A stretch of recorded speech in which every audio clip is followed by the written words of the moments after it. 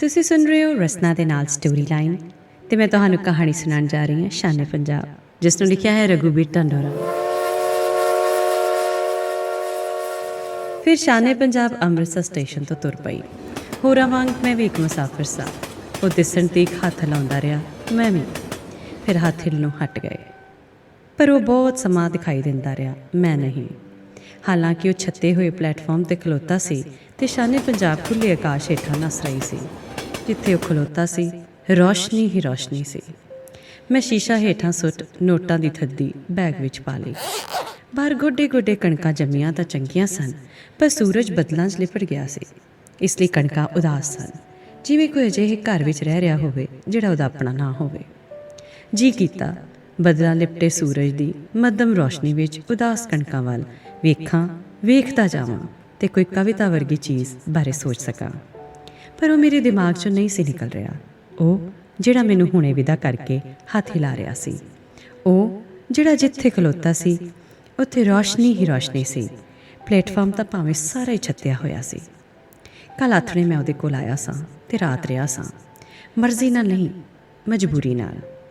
ਅਸੀਂ ਵਿਲਾਇਤੀ ਇੰਡੀਅਨ ਮਰਜ਼ੀ ਨਾਲ ਤਾਂ ਉੱਥੇ ਹੀ ਰਾਤ ਰਹਿੰਦੇ ਹਾਂ ਜਿੱਥੇ ਦਾਰੂ ਵਿਲਾਇਤੀ ਮਿਲੇ ਤੇ ਮੁਰਗਾ ਇੰਡੀਅਨ ਹੋਵੇ, ਤੇ ਗੁਦਗੁਦਾ ਬੈੱਡ ਜਿੱਥੇ ਢੋਲ ਆ ਕੇ ਅਸੀਂ ਵਿਲਾਇਤ ਦੀਆਂ ਨਿਯਮਤਾਂ ਤੇ ਰਹਿਮਤਾਂ ਦੇ ਕਿੱਸੇ ਤੁਰਸ਼ ਮਿਰਚ ਮਸਾਲਿਆਂ ਨਾਲ ਸੁਣਾ ਸਕੀਏ।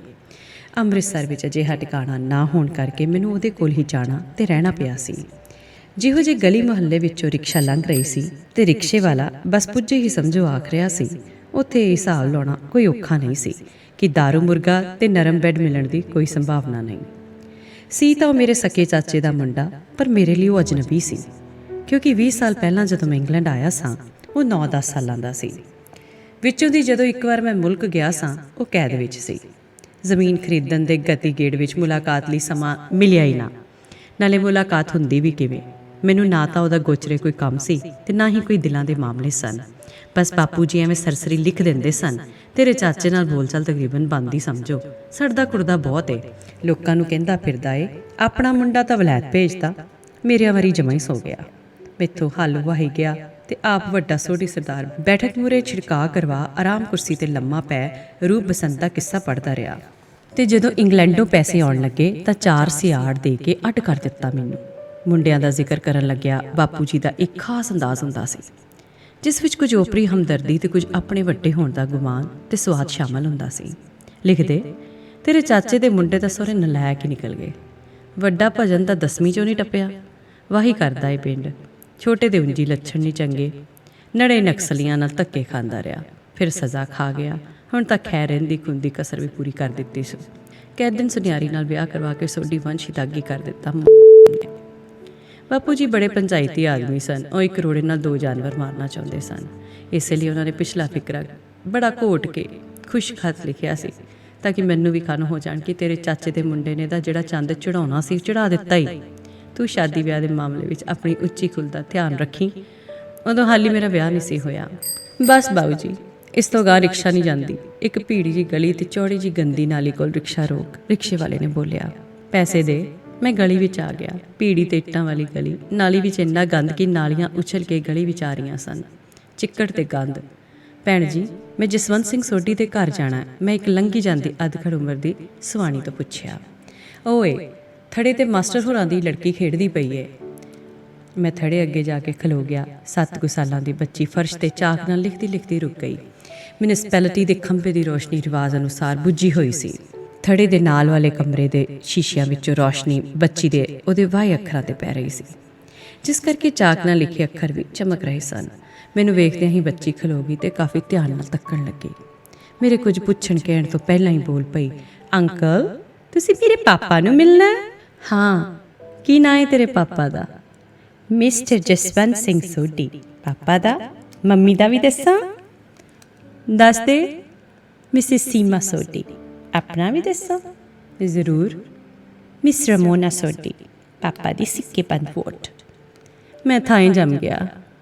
ਹੈਰਾਨੀ ਕਾਰਨ ਮੈਥੋਂ ਕੁਝ ਵੀ ਬੋਲਿਆ ਨਾ ਗਿਆ। ਅਜਿਹੇ ਮਾਹੌਲ 'ਚ ਐਡੇ ਪਿਆਰੇ, ਜ਼ਹੀਨ ਤੇ ਸੁਭਾਵਕ ਬੱਚੇ ਵੀ ਜੰਮ ਪਲ ਸਕਦੇ ਨੇ। ਚਿੱਕੜ 'ਚ ਕਮਲ, ਮੈਂ ਸੋਚਿਆ। ਮੈਂ ਥੜੇ ਤੇ ਚੜ੍ਹ ਉਹਦੇ ਮੋਢੇ ਮੋਢੇ ਕੱਟੇ ਕੂਲੇ ਭੂਰੇ ਵਾਲਾਂ ਤੇ ਹੱਥ ਫੇਰ ਉਹਦਾ ਮੱਥਾ ਚੁੰਮ ਲਿਆ। ਤੇ ਚੁੰਮਦੇ ਸਮੇਂ ਮੈਂ ਵੇਖਿਆ ਉਹਦਾ ਚਿਹਰਾ ਕਾਫੀ ਪੀਲਾ ਸੀ। ਜਦੋਂ ਮੈਂ ਖੜਾ ਹੋਇਆ ਤਾਂ ਵੇਖਿਆ ਕਿ ਮੇਰੇ ਸਾਹਮਣੇ 28-29 ਸਾਲ ਦਾ ਇੱਕ ਲੰਮਾ ਨੌਜਵਾਨ ਖਲੋਤਾ ਸੀ। ਉਸਨੇ ਮੇਰੇ ਵੱਲ ਇੱਕੋ ਅੱਖ ਵੀ ਨਜ਼ਰ ਸੁੱਟੀ। ਜਸਵੰਤ, ਮੈਂ ਆਖਿਆ। ਉਸਨੇ ਇੱਕਦਮ ਮੇਰੇ ਗੋਡੀ ਹੱਥ ਲਾ ਮੈਨੂੰ ਗਲ ਵੱਕੜੀ ਪਾ ਲਈ। ਫਿਰ ਮੇਰਾ ਬੈਗ ਫੜਦਿਆਂ ਬੋਲਿਆ, ਬਾਈ ਤੁਸੀਂ ਖੱਤ ਲਿਖ ਦਿੰਦੇ, ਮੈਂ ਸਟੇਸ਼ਨ 'ਤੇ ਆ ਜਾਂਦਾ, ਤੁਹਾਨੂੰ ਖੇਚਲ ਨਾ ਹੁੰਦੀ। ਬੱਚੀ ਸਣੇ ਅਸੀਂ ਅੰਦਰ ਲੰਘ ਗਏ। ਛੱਤੀ ਹੋਈ ਡਿਓੜੀ ਤੋਂ ਗਾਂਹ ਇੱਕ ਲੰਮਾ ਚੌੜੀ ਬੀਹੀ ਵਰਗਾ ਵਿਹੜਾ ਸੀ, ਜਿਸ ਦੇ ਇੱਕ ਪਾਸੇ ਕਾਫੀ ਸਾਰੇ ਕਮਰੇ ਸਨ, ਜਿਵੇਂ ਰੇਲਵੇ ਦੇ ਚੌਥਾ ਦਰਜਾ ਕੁਆਟਰ ਹੋਣ, ਜਿਨ੍ਹਾਂ ਵਿੱਚ ਕਾਫੀ ਟੱਬਰ ਰਹਿੰਦੇ ਸਨ। ਨਿੱਕੀ ਜੀ ਰਸੋਈ ਅੱਗੋਂ ਦੀ ਲੰਘਦਿਆਂ ਜਸਵੰਤ ਨੇ ਆਵਾਜ਼ ਮਾਰੀ, ਸੀਮਾ ਵੇਖ ਕੌਣ ਆਏ ਨੇ। ਅਸੀਂ ਅੰਦਰ ਲੰਘ ਗਏ। 2 ਛੋਟੇ ਕਮਰੇ ਸਨ, ਜਾਂ ਇੰਜ ਆਖ ਲਵੋ ਕਿ ਕਮਰਾ ਤਾਂ ਇੱਕੋ ਸੀ, ਜਿਸ ਨੂੰ ਮਕਾਨ ਮਾਲਕ ਨੇ 2 ਕਮਰਿਆਂ ਦਾ ਸੈੱਟ ਬਣਾਉਣ ਲਈ 2 ਭਾਗਾਂ 'ਚ ਵੰਡ ਦਿੱਤਾ ਸੀ। ਮੈਂ ਓਵਰਕੋਟ ਲਾ ਕੇ ਕਿੱਲੀ ਨਾਲ ਟੰਗ ਦਿੱਤਾ। ਇੰਨੇ ਨੂੰ ਸੀਮਾ ਅੰਦਰ ਆਈ ਤੇ ਹੱਥ ਜੋੜ ਕੇ ਮੁਸਕਰਾਈ। ਉਹੀ ਸੀਮਾ ਜਿਸ ਨੇ ਸੋਢੀ ਕੁੱਲ ਨੂੰ ਕਲੰਕਿਤ ਕਰਕੇ ਜਸਵੰਤ ਨੂੰ ਬੇਦਾਵਾ ਕਰਵਾ ਦਿੱਤਾ ਸੀ। ਕਿੱਡਾ ਇਤਿਹਾਸ ਸਮੇਟੀ ਖਲੋਤੀ ਸੀ ਸੀਮਾ ਮੇਰੇ ਸਾਹਮਣੇ, ਪਰ ਫਿਰ ਵੀ ਮੁਸਕਰਾ ਰਹੀ ਸੀ। ਸੀਮਾ, ਇਹ ਇੰਗਲੈਂਡ ਵਾਲੇ ਬਾਈ ਨੇ। ਉਹ 2 ਕਦਮ ਮੇਰੇ ਵੱਲ ਵਧੀ ਤੇ ਮੇਰੇ ਪੈਰਾਂ ਨੂੰ ਹੱਥ ਲਾਉਣ ਲੱਗੀ। ਮੈਂ ਉਸ ਨੂੰ ਰੋਕ ਦਿੱਤਾ ਤੇ ਉਹਦਾ ਸਿਰ ਪਲੋਸ ਆਖਿਆ, ਜਿੰਦੀ ਰਹਿ ਭਾਈ, ਕੁੜੀਆਂ ਤਾਂ ਦੇਵੀਆਂ ਹੁੰਦੀਆਂ ਨੇ, ਨਾਲੇ ਤੂੰ ਤਾਂ ਸੱਚਮੁੱਚ ਦੇਵੀ ਹੈ। ਕਿਉਂ ਸ਼ਰਮਿੰਦਾ ਕਰਦੇ ਹੋ ਪਾਪਾ ਜੀ, ਉਸਨੇ ਨੀਵੀਂ ਪਾ ਲਈ। ਇਸ ਨਾਲ ਉਸਦੇ ਸਾਦੇ ਬਿਸਕੁਟੀ ਸ਼ਾਲ ਦੀ ਬੁੱਕਲ ਖੁੱਲ੍ਹ ਗਈ ਤੇ ਮੋਟੀ ਲੰਮੀ ਗੁੱਤ ਉਹਦੀ ਗੋਦੀ ਵਿੱਚ ਡਿੱਗ ਪਈ। ਨਹੀਂ ਸੀਮਾ, ਤੂੰ ਇਹ ਨਿੱਕਾ ਜਿਹਾ ਘਰ ਏਡੇ ਕਰੀਨੇ ਨਾਲ ਸਜਾਇਆ ਹੋਇਆ, ਏਡੀ ਪਿਆਰੀ ਤੇ ਏਡੀਆਂ ਮੋਹ ਲੈਣ ਵਾਲੀਆਂ ਗੱਲਾਂ ਕਰਨ ਵਾਲੀ ਤੁਹਾਡੀ ਬੱਚੀ, ਇਹ ਸਭ ਤੇਰੀ ਚੰਗਿਆਈ ਦੇ ਤਾਂ ਸਬੂਤ ਹੈ। ਬਹੁਤ ਗੱਲਾਂ ਕਰਦੀ ਏ, ਬਿਨਾਂ ਫੁੱਲ ਸਟਾਪ ਲਾਇਆ ਬੋਲੀ ਜਾਂਦੀ ਏ। ਜੇ ਮੈਂ ਇਹਨਾਂ ਨੂੰ ਨਾ ਭੇਜਦੀ, ਪਤਾ ਨਹੀਂ ਤੁਹਾਨੂੰ ਕਿੰਨੀ ਦੇਰ ਇਹਨੇ ਉੱਥੇ ਰੋਕੀ ਰੱਖਣਾ ਸੀ। ਰਮੋਨਾ ਬੁੱਲ ਟੇਰ ਜਸਵੰਤ ਦੀ ਗੋਦੀ ਵਿੱਚ ਜਾ ਵੜੀ। ਜਸਵੰਤ ਦੂਜੇ ਕਮਰੇ ਚਲਿਆ ਗਿਆ। ਸੀਮਾ ਮੇਰੇ ਸਾਹਮਣੇ ਬੈਠੀ ਮੇਰੇ ਪਰਿਵਾਰ ਦਾ ਹਾਲ ਚਾਲ ਪੁੱਛਣ ਲੱਗੀ। ਉਹ ਆਪਣੀ ਉਮਰ ਨਾਲੋਂ ਕੋਈ 5 ਸਾਲ ਛੋਟੀ ਜਾਪ ਰਹੀ ਸੀ। ਸੋਹਣੀ ਵੀ ਕਾਫੀ ਸੀ। ਕਿਸੇ ਸਮੇਂ ਦੀਆਂ ਗਰਮ ਸਰਦ ਰੁੱਤਾਂ ਨੇ ਹੁਣ ਚਿਹਰਾ ਗੰਭੀਰ ਬਣਾ ਦਿੱਤਾ ਸੀ, ਪਰ ਗੰਭੀਰਤਾ 'ਚ ਉਦਾਸੀ ਨਹੀਂ, ਸਵੈ ਵਿਸ਼ਵਾਸ ਸੀ, ਜਿਹੜਾ ਆਪਣੀਆਂ ਲੜਾਈਆਂ ਆਪ ਲੜ ਕੇ ਹੀ ਪੈਦਾ ਹੁੰਦਾ ਹੈ। ਹਾਂ, ਮੈਨੂੰ ਉਹਦੀਆਂ ਐਨਕਾਂ ਚਿਹਰੇ ਦੀ ਨਿਸਬਤ ਬਹੁਤ ਵੱਡੀਆਂ ਜਾਪੀਆਂ, ਜਿਹਦੇ ਘਟੀਆ ਫਰੇਮ ਨੇ ਉਹਦੇ ਨੱਕ 'ਤੇ ਨਿਸ਼ਾਨ ਪਾ ਦਿੱਤਾ ਸੀ। ਕੱਲ੍ਹ ਹੀ ਸੀਮਾ ਲਈ ਵਧੀਆ ਫਰੇਮ ਖਰੀਦ ਕੇ ਦੇਵਾਂਗੇ, ਜਿੰਨੇ ਮਰਜ਼ੀ ਪੈਸੇ ਲੱਗ ਜਾਣ। ਕੁੜੀਆਂ ਨੂੰ ਜਿੰਨਾ ਵੀ ਦਿੱਤਾ ਜਾਵੇ ਥੋੜ੍ਹਾ ਹੁੰਦਾ ਹੈ, ਜਿਹਦੇ ਨਾਲ ਘਰ ਦੀ ਸ਼ਾਨ ਵੱਧਦੀ ਏ, ਬਾਬਾ ਜੀ ਆਖਿਆ ਕਰਦੇ ਸਨ। ਸੀਮਾ ਰੋਟੀ ਟੁੱਕ ਦਾ ਆਹਰ ਕਰਨ ਰਸੋਈ ਵਿੱਚ ਚਲੀ ਗਈ। ਜਸਵੰਤ ਚਮਚੇ ਨਾਲ ਬੱਚੀ ਨੂੰ ਕੋਈ ਦਵਾਈ ਪਿਆ ਰਿਹਾ ਸੀ। ਕਾਹਦੀ ਦਵਾਈ ਹੈ? ਮੈਂ ਪੁੱਛਿਆ। ਸਾਹ ਤੇ ਖੰਘ ਦੀ, ਜਸਵੰਤ ਨੇ ਜਵਾਬ ਦਿੱਤਾ। ਖੰਘ ਦਾ ਚਲੋ ਠੀਕ ਹੈ, ਪਰ ਸਾਹ ਵਾਲੀ ਗੱਲ ਨਾਲ ਮੈਂ ਫਿਕਰਮੰਦ ਹੋ ਗਿਆ। ਉਹ ਡਿੱਗਦਾ ਰਿਹਾ ਕੁਝ ਮਿੰਟ ਕਿ ਉਹ ਕੁਝ ਖੋਲ੍ਹ ਕੇ ਦੱਸੇਗਾ, ਪਰ ਉਹ ਚੁੱਪਚਾਪ ਰਿਹਾ। ਮੈਨੂੰ ਇਹ ਪਰਿਵਾਰ ਇੰਜ ਆਪਣਾ ਲੱਗਣ ਲੱਗ ਪਿਆ, ਜਿਵੇਂ ਮੈਂ ਸਾਲਾਂ ਤੋਂ ਇਹਨਾਂ ਦੇ ਕੋਲ ਰਹਿੰਦਾ ਹੋਵਾਂ। ਮੈਂ ਤਾਂ ਇਹਨਾਂ ਤੋਂ ਨਿਸ਼ੰਕ ਹਰ ਗੱਲ ਪੁੱਛ ਸਕਦਾ ਸਾਂ। ਮੈਂ ਪੁੱਛਿਆ ਤਾਂ ਜਸਵੰਤ ਨੇ ਦੱਸਿਆ ਕਿ ਜਨਮ ਸਮੇਂ ਰਮੋਨਾ ਬੜੀ ਤੰਦਰੁਸਤ ਤੇ ਸਿਹਤਮੰਦ ਬੱਚੀ ਸੀ। ਫਿਰ ਸਰਦੀਆਂ ਵਿੱਚ ਇਹਨੂੰ ਨਮੂਨੀਆ ਹੋ ਗਿਆ। ਮੈਂ ਤੇ ਸੀਮਾ ਦੋਵੇਂ ਬੇਕਾਰ ਸਾਂ, ਚੰਗੇ ਡਾਕਟਰ ਨੂੰ ਵਿਖਾ ਨਾ ਸਕੇ। ਜ਼ਿੰਦਗੀ ਮੌਤ ਵਿਚਕਾਰ ਲਟਕਦੀ ਠੀਕ ਤਾਂ ਹੋ ਗਈ, ਪਰ ਦਮਾ ਹੋ ਗਿਆ। ਕਹਿੰਦਿਆਂ ਉਹਦਾ ਚਿਹਰਾ ਕੁਝ ਉਦਾਸ ਹੋ ਗਿਆ। ਉਸਨੇ ਬੱਚੀ ਨੂੰ ਆਪਣੇ ਨਾਲ ਘੁੱਟ ਲਿਆ। ਉਹ ਤਾਂ ਮੁਸਕਰਾ ਰਹੀ ਸੀ। ਚਾਚੇ ਕੋਲ ਜਾਂਦਾ ਤਾਂ ਪਿੰਡ, ਮੈਂ ਜਿਵੇਂ ਉਸਨੂੰ ਲਾਨਤ ਪਾਈ। ਗਿਆ ਸਾਂ ਪਿੰਡ, ਪਰ ਬਾਪੂ ਬਹੁਤ ਚੜ੍ਹਿਆ ਹੋਇਆ ਸੀ। ਕੁੱਤੇ ਕਮੀਨੇ ਤੋਂ ਬਿਨਾਂ ਨਹੀਂ ਸੀ ਬੋਲਦਾ। ਤੂੰ ਕੰਜਰਾ ਸੁਨਿਆਰੀ ਨਾਲ ਵਿਆਹ ਕਰਵਾ ਸੋਢੀ ਵੰਸ਼ ਨੂੰ ਕਲੰਕਿਤ ਕਰ ਦਿੱਤਾ। ਲਾਜ ਲਾ ਦਿੱਤੀ। ਮੇਰੀ ਨਜ਼ਰਾਂ ਤੋਂ ਦੂਰ ਹੋ ਜਾ, ਨਹੀਂ ਤਾਂ ਕੱਸੀਆਂ ਮਾਰ ਕੇ ਸਿਰ ਪਾੜ ਦਿਆਂਗਾ। ਮੈਂ ਤਾਂ ਤੈਨੂੰ ਕਦੋਂ ਦਾ ਬੇਦਾਵਾ ਲਿਖ ਚੁੱਕਿਆ। ਇੱਥੇ ਬਕਲੀਆਂ ਲੈਣ ਆਇਆ? ਫਿਰ ਗੱਲ ਕਰਨ ਦਾ ਹੌਸਲਾ ਹੀ ਨਾ ਪਿਆ। ਪਰ ਜਸਵੰਤ, ਤੂੰ ਚਾਚੇ ਨੂੰ ਸਮਝਾਉਂਦਾ ਧੀਰਜ ਨਾਲ। ਹੱਸਿਆ। ਮੇਰੇ ਖਿਆਲ ਵਿੱਚ ਮੇਰੀ ਅਕਲ 'ਤੇ ਹੀ ਹੱਸਿਆ ਸੀ। ਮੈਂ ਜਿਹੜਾ ਵਿਲਾਇਤ ਤੋਂ ਆ ਕੇ ਸਾਧ ਬਾਣੀ ਘੋਟਣ ਲੱਗਿਆ ਹੋਇਆ ਸਾਂ। ਬਾਈ, ਕਦੀ ਪੁੱਤਾਂ ਤੋਂ ਵੀ ਪਿਓ ਸਮਝੇ ਨੇ, ਖਾਸ ਕਰ ਅਨਪੜ੍ਹ, ਤੇ ਉਹ ਜਿਨ੍ਹਾਂ ਦੇ ਸਿਰ ਸੋਢੀ ਸਰਦਾਰਾਂ ਦੇ ਉੱਤਮ ਕੁਲ ਦਾ ਕੁੱਲਾ ਫਸਿਆ ਹੋਏ। ਉਂਝ ਮੈਂ ਬਾਪੂ ਨੂੰ ਠੰਡਾ ਕਰਨ ਲਈ 10ਵੇਂ ਪਾਤਸ਼ਾਹ ਦਾ ਵਾਸਤਾ ਪਾ ਕੇ ਆਖਿਆ ਸੀ ਕਿ ਆਪਾਂ 10ਵੇਂ ਪਾਤਸ਼ਾਹ ਦੇ ਅੰਸ਼ 'ਚੋਂ ਹਾਂ, ਜਿਨ੍ਹਾਂ ਨੇ ਜਾਤ ਪਾਤ ਦਾ ਭੇਦ ਮਿਟਾਉਣ ਦਾ ਉਪਦੇਸ਼ ਦਿੱਤਾ ਹੈ। ਪਰ ਬਾਪੂ ਭੇਜ ਰਿਹਾ। ਬੋਲਿਆ, ਤਾਂ ਦੱਸ ਦੇ ਫਿਰ ਮੈਨੂੰ, ਜੇ 10ਵੇਂ ਪਾਤਸ਼ਾਹ ਦਾ ਕੋਈ ਵਿਆਹ ਕਿਸੇ ਹੋਰ ਜਾਤ 'ਚ ਹੋਇਆ ਹੋਵੇ। ਮੇਰੇ ਬਾਪੂ ਜੀ ਕੋਲ ਜਾਂਦਾ ਫਿਰ ਤਾਇਆ ਵੀ ਤਾਂ ਬੜਾ ਬਾਪ ਹੀ ਹੁੰਦਾ। ਤਾਇਆ ਜੀ ਨੂੰ ਮੈਂ ਸਿਰ ਪ੍ਰਣਾਮ ਕਰਨ ਗਿਆ ਸਾਂ। ਯਾਰ ਛੱਡੋ ਇਹਨਾਂ ਗੱਲਾਂ ਨੂੰ, ਗਈਆਂ ਗੁਜ਼ਰੀਆਂ ਗੱਲਾਂ, ਤੇ ਕੀ ਵਕਤ ਜਾਇਆ ਕਰਨਾ ਹੈ। ਤੁਸੀਂ ਸੁਣਾਓ, ਭਾਬੀ ਜੀ ਕਿਵੇਂ ਨੇ? ਮੇਰੇ ਭਤੀਜੇ ਭਤੀਜਿਆਂ ਕਿੱਡੇ ਕੁ ਹੋ ਗਏ? ਉਹਨਾਂ ਨੂੰ ਕਿਉਂ ਨਹੀਂ ਲਿਆਂਦਾ ਨਾਲ? ਮੈਂ ਉਹਦੇ ਵੱਲ ਕਾਫੀ ਧਿਆਨ ਨਾਲ ਤੱਕਿਆ। ਉਹਦੀਆਂ ਮੋਟੀਆਂ ਗੰਭੀਰ ਅੱਖਾਂ ਉਂਝ ਦੀਆਂ ਉਂਝ ਧਰਤੀ 'ਤੇ ਟਿਕੀਆਂ ਹੋਈਆਂ ਸਨ। ਮੇਰੇ ਬਾਪੂ ਜੀ ਨੂੰ ਪ੍ਰਣਾਮ ਕਰਨ ਜਾਣ ਵਾਲੀ ਗੱਲ ਨੇ ਮੈਨੂੰ ਉਹਦੇ ਸਾਹਮਣੇ ਛੋਟਾ ਕਰ ਦਿੱਤਾ ਸੀ। ਕਾਸ਼ ਮੈਨੂੰ ਪਤਾ ਲੱਗ ਜਾਂਦਾ, ਕਾਸ਼ ਕੀ ਅੰਦਾਜ਼ ਸੀ ਉਹਦਾ ਗੱਲ ਕਰਨ ਦਾ। ਗੱਲ ਵੀ ਜਿਵੇਂ ਉਹਦੇ ਧੁਰ ਅੰਦਰੋਂ ਫੁੱਟ ਰਹੀ ਸੀ, ਨਾ ਕੋਈ ਮਲੰਮਾ, ਨਾ ਭੂਮਿਕਾ, ਨਾ ਤੋੜ ਮਰੋੜ। ਮੈਨੂੰ ਆਪਣੇ ਬਾਰੇ ਗੱਲ ਕਰਨੀ ਬਿਲਕੁਲ ਫਜ਼ੂਲ ਜਾਪੀ। ਸਿਰਫ ਇੰਨਾ ਹੀ ਆਖਿਆ, ਤੇਰੀ ਭਾਬੀ ਤੇ ਬੱਚੇ ਬਿਲਕੁਲ ਠੀਕ ਠਾਕ ਨੇ। ਤੇਰੀ ਭਾਬੀ ਮੋਟੀ ਹੋਣ ਦੇ ਡਰੋਂ ਡਾਈਟਿੰਗ ਕਰ ਰਹੀ ਹੈ। ਜਸਵੰਤ ਨੇ ਰਸੋਈ ਵੱਲ ਝਾਤੀ ਮਾਰੀ ਤੇ ਆਖਿਆ, ਸੀਮਾ ਬਾਜ਼ਾਰੋਂ ਕੁਛ ਲਿਆਉਣਾ ਹੀ?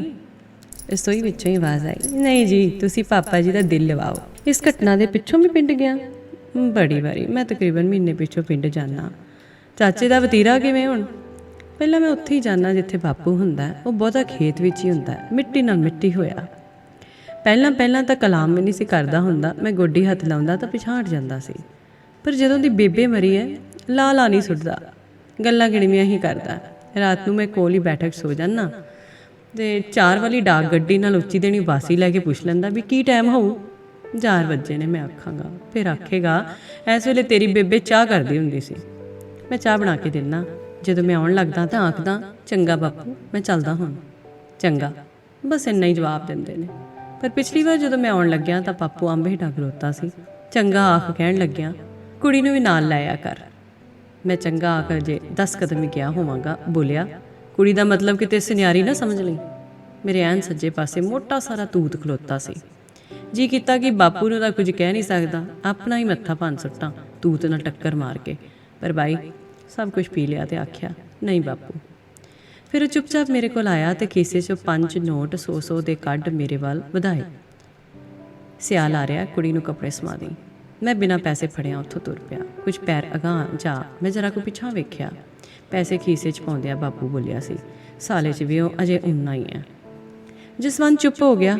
ਮੈਂ ਉਹਦੇ ਚਿਹਰੇ ਵੱਲ ਤੱਕਿਆ ਤਾਂ ਮੈਨੂੰ ਕਾਫੀ ਹੈਰਾਨੀ ਹੋਈ ਕਿ ਇੰਨੀਆਂ ਤੈਸ਼ ਭਰੀਆਂ, ਚੁਭਵੀਆਂ ਤੇ ਪੀੜਾਂ ਲੱਦੀਆਂ ਗੱਲਾਂ ਨੇ ਜਿਨ੍ਹਾਂ ਦਾ ਸਾਰਾ ਸੰਬੰਧ ਉਹਦੇ ਆਪਣੇ ਨਿੱਜ ਨਾਲ ਸੀ। ਨਾ ਤਾਂ ਉਹਦੇ ਚਿਹਰੇ 'ਤੇ ਕੁੜੱਤਣ ਲਿਆਂਦੀ ਸੀ ਤੇ ਨਾ ਹੀ ਨਾ ਉਮੀਦੀ ਤੇ ਸਵੈ ਤਰਸ। ਉਹਦੇ ਚਿਹਰੇ 'ਤੇ ਨਾ ਬਸ ਇਹੀ ਲਿਖਿਆ ਹੋਇਆ ਸੀ ਕਿ ਮੁਸਾਫਰ ਅਜੇ ਥੱਕੇ ਨਹੀਂ। ਚਾਚੀ ਦਾ ਕੀ ਵਤੀਰਾ ਸੀ? ਮੈਂ ਹੈਰਾਨ ਹੋ ਕੇ ਪੁੱਛਿਆ। ਵਿਆਹ ਤੋਂ ਤਾਂ ਬੇਬੇ ਵੀ ਬਹੁਤ ਨਾਰਾਜ਼ ਸੀ, ਪਰ ਬਾਪੂ ਵਾਂਗ ਗਾਲਾਂ ਨਹੀਂ ਸੀ ਕੱਢਦੀ। ਸੀਮਾ ਨਾਲ ਇੱਕ ਲਿੱਥ ਰੱਖਦੀ ਸੀ ਤੇ ਮੈਂ ਤੇ ਸੀਮਾ ਦੋਵੇਂ ਹੀ ਬੇਬੇ ਦੀਆਂ ਕਦਰਾਂ ਕੀਮਤਾਂ ਨੂੰ ਸਮਝਦੇ ਸਾਂ। ਪਰ ਬੇਬੇ ਦੀ ਚੁੱਪ ਸਾਨੂੰ ਬੜਾ ਦੁਖੀ ਕਰਦੀ ਸੀ। ਫਿਰ ਵੀ ਬੇਬੇ ਮਾਂ ਸੀ, ਇਸ ਲਈ ਜਦੋਂ ਬਾਪੂ ਨੇ ਮੈਨੂੰ ਵਿਦਾਵਾ ਲਿਖਵਾਇਆ ਤਾਂ ਬੇਬੇ ਬਹੁਤ ਤੜਪੀ ਸੀ। ਮਾਮਾ ਵੀ ਸੱਦਿਆ ਸੀ, ਪਰ ਬਾਪੂ ਮੁੱਚਿਆ ਨਹੀਂ ਸੀ। ਇਸ ਤੋਂ ਮਗਰੋਂ ਬੇਬੇ ਟੁੱਟ ਗਈ ਸੀ। ਰਮੋਨਾ ਦੇ ਜਨਮ ਵੇਲੇ ਆਪਣੀ ਪੰਤਾਨੀ ਨੂੰ ਨਾਲ ਲੈ ਕੇ ਆਈ। ਬੜਾ ਕੁਛ ਲੈ ਕੇ ਆਈ, ਪੰਜੀਰੀ ਦਾ ਪੀਪਾ, ਰਮੋਨਾ ਲਈ ਸੋਨੇ ਦੀ ਚੈਨੀ ਤੇ ਸੀਮਾ ਵਾਸਤੇ 10-12 ਤੋਲਿਆਂ ਦਾ ਰਾਣੀ ਹਾਰ। 3 ਦਿਨ ਰਹੀ। ਇੱਕ ਖਾਸ ਕਿਸਮ ਦੀ ਗਮੀ ਛਾਈ ਰਹੀ। ਮੇਰੇ ਨਾਲ ਵੀ ਘੱਟ ਵੱਧ ਹੀ ਬੋਲਦੀ ਸੀ, ਪਰ ਅਖੀਰਲੇ ਦਿਨ ਆਖਣ ਲੱਗੀ, ਕੰਮ ਧੰਦਾ ਤਾਂ ਕੋਈ ਹੈ ਨਹੀਂ ਤੁਹਾਡੇ ਕੋਲ, ਟਿਊਸ਼ਨਾਂ ਤੇ ਮਗਜ ਕਪਾਈ ਕਰੀ ਜਾਂਦੇ ਹੋ। ਪਿੰਡ ਆ ਕੇ ਮੁਰਗੀ ਖਾਨਾ ਖੋਲ ਲੈ ਜਾਂ ਮੰਡੀ ਆ ਕੇ ਆਪਣਾ ਸਕੂਲ ਖੋਲ ਲੈ। ਇਸ ਕਚੋਰ 'ਚ ਨਰਕ ਕੱਟੀ ਜਾਣਾ ਤੇ ਪਿੰਡ ਇਤਿਹਾਸਮੀਆਂ ਹਵੇਲੀਆਂ 'ਚ ਕਬੂਤਰਖਾਨੇ ਬਣੇ ਪਏ ਨੇ। ਕੁਛ ਅਕਲ ਕਰ ਨਿਕੰਮਿਆ। ਮੈਂ ਖਿੱਚ ਗਿਆ। ਉਹਨਾਂ ਇਤਿਹਾਸਮੀਆਂ 'ਚ ਮੇਰੇ ਲਈ ਤਾਂ ਇੱਕ ਖਾਣ ਵੀ ਨਹੀਂ। ਰੱਖੋ ਆਪਣੀਆਂ ਇਤਿਹਾਸਮੀਆਂ ਤੇ ਮੁਰੱਬੇ। ਮੈਂ ਤਪ ਗਿਆ ਤੇ ਬਿਨਾਂ ਰੋਟੀ ਖਾਧਿਆਂ ਹੀ ਸੋ ਗਿਆ। ਬੇਬੇ ਵੀ ਗਾਲਾਂ ਦਿੰਦੀ ਸੋ ਗਈ। ਪਰ ਅੱਧੀ ਰਾਤੀ ਬੇਬੇ ਮੇਰੇ ਸਿਰ ਤੇ ਹੱਥ ਫੇਰਨ ਲੱਗੀ। ਮੈਂ ਤਰਬਕ ਕੇ ਉੱਠਿਆ। ਬੇਬੇ ਦੀਆਂ ਅੱਖਾਂ ਇੰਨੀਆਂ ਲਾਲ ਸਨ ਜਿਵੇਂ ਸਾਰੀ ਰਾਤ ਹੀ ਰੋਂਦੀ ਰਹੀ ਹੋਵੇ। ਜਦੋਂ ਮੈਂ ਕਾਰਨ ਪੁੱਛਿਆ ਤਾਂ ਮੈਨੂੰ ਆਪਣੇ ਨਾਲ ਘੁੱਟਦੇ ਭੁੱਬੀ ਮਾਰ ਕੇ ਰੋ ਪਈ। ਚੰਦਰਿਆ ਭੁੱਖਾ ਹੀ ਸੋ ਗਿਆ। ਫਿਰ ਮੇਰੇ ਵਾਸਤੇ ਦੁੱਧ ਤੱਤਾ ਕਰਕੇ ਲਿਆਈ, ਨਾਲੇ ਪੰਜੀਰੀ ਮੇਰੇ ਮੂੰਹ 'ਚ ਪਾਉਂਦੀ ਰਹੀ ਤੇ ਕਹਿੰਦੀ ਰਹੀ, ਪਿੰਡ ਆ ਜਾ, ਤੈਨੂੰ ਮੇਰੀ ਸਹੁੰ ਲੱਗੇ, ਮੇਰੀ ਮਰੀ ਦਾ ਮੂੰਹ ਵੇਖੇ ਜੇ ਨਾ ਆਇਆ ਤਾਂ। ਪਰ ਸੀਮਾ ਨੂੰ ਕਿੱਥੇ ਧੱਕਾ ਦੇ ਦਿਆਂ? ਮੈਂ ਰੱਖਾਂਗੀ ਨਾ ਸੀਮਾ ਨੂੰ। ਬਾਪੂ ਤੇਰਾ ਬੇਸ਼ੱਕ ਰਹੇ ਬੜੇ ਨਾਲ, ਉਹਦੇ ਆਖੇ ਹੁਣ ਪੁੱਤ ਗਵਾ ਲਵਾਂ। ਭੋਰਾ ਸੰਸਾ ਨਾ ਕਰ ਤੂੰ। ਫਿਰ ਬੇਬੇ ਮੇਰੇ ਨਾਲ ਹੀ ਸੌਂ ਗਈ। ਸੀਮਾ ਅੰਦਰ ਆਈ ਤੇ ਜਸਵੰਤ ਨੂੰ ਕਹਿਣ ਲੱਗੀ, ਪਾਪਾ ਜੀ ਲਈ ਬਾਥਰੂਮ 'ਚ ਪਾਣੀ ਰੱਖ ਦੇਣਾ, ਜਰਾ ਮੂੰਹ ਹੱਥ ਧੋ ਲੈਣ, ਖਾਣਾ ਤਕਰੀਬਨ ਤਿਆਰ ਜੇ। ਜਦੋਂ ਮੁੜਨ ਲੱਗੀ ਤਾਂ ਰਮੋਨਾ ਨੇ ਉਹਦੀ ਲੰਮੀ ਗੁੱਤ ਫੜ ਲਈ। ਸੀਮਾ ਨੇ ਗੁੱਸੇ 'ਚ ਚਪੇੜ ਵਿਖਾਈ, ਪਰ ਰਮੋਨਾ ਨੇ ਪੰਜਾ ਘੁਮਾ ਆਖਿਆ, ਜ਼ਰਾ ਮੁਸਕਰਾਓ ਸ਼੍ਰੀਮਤੀ ਜੀ।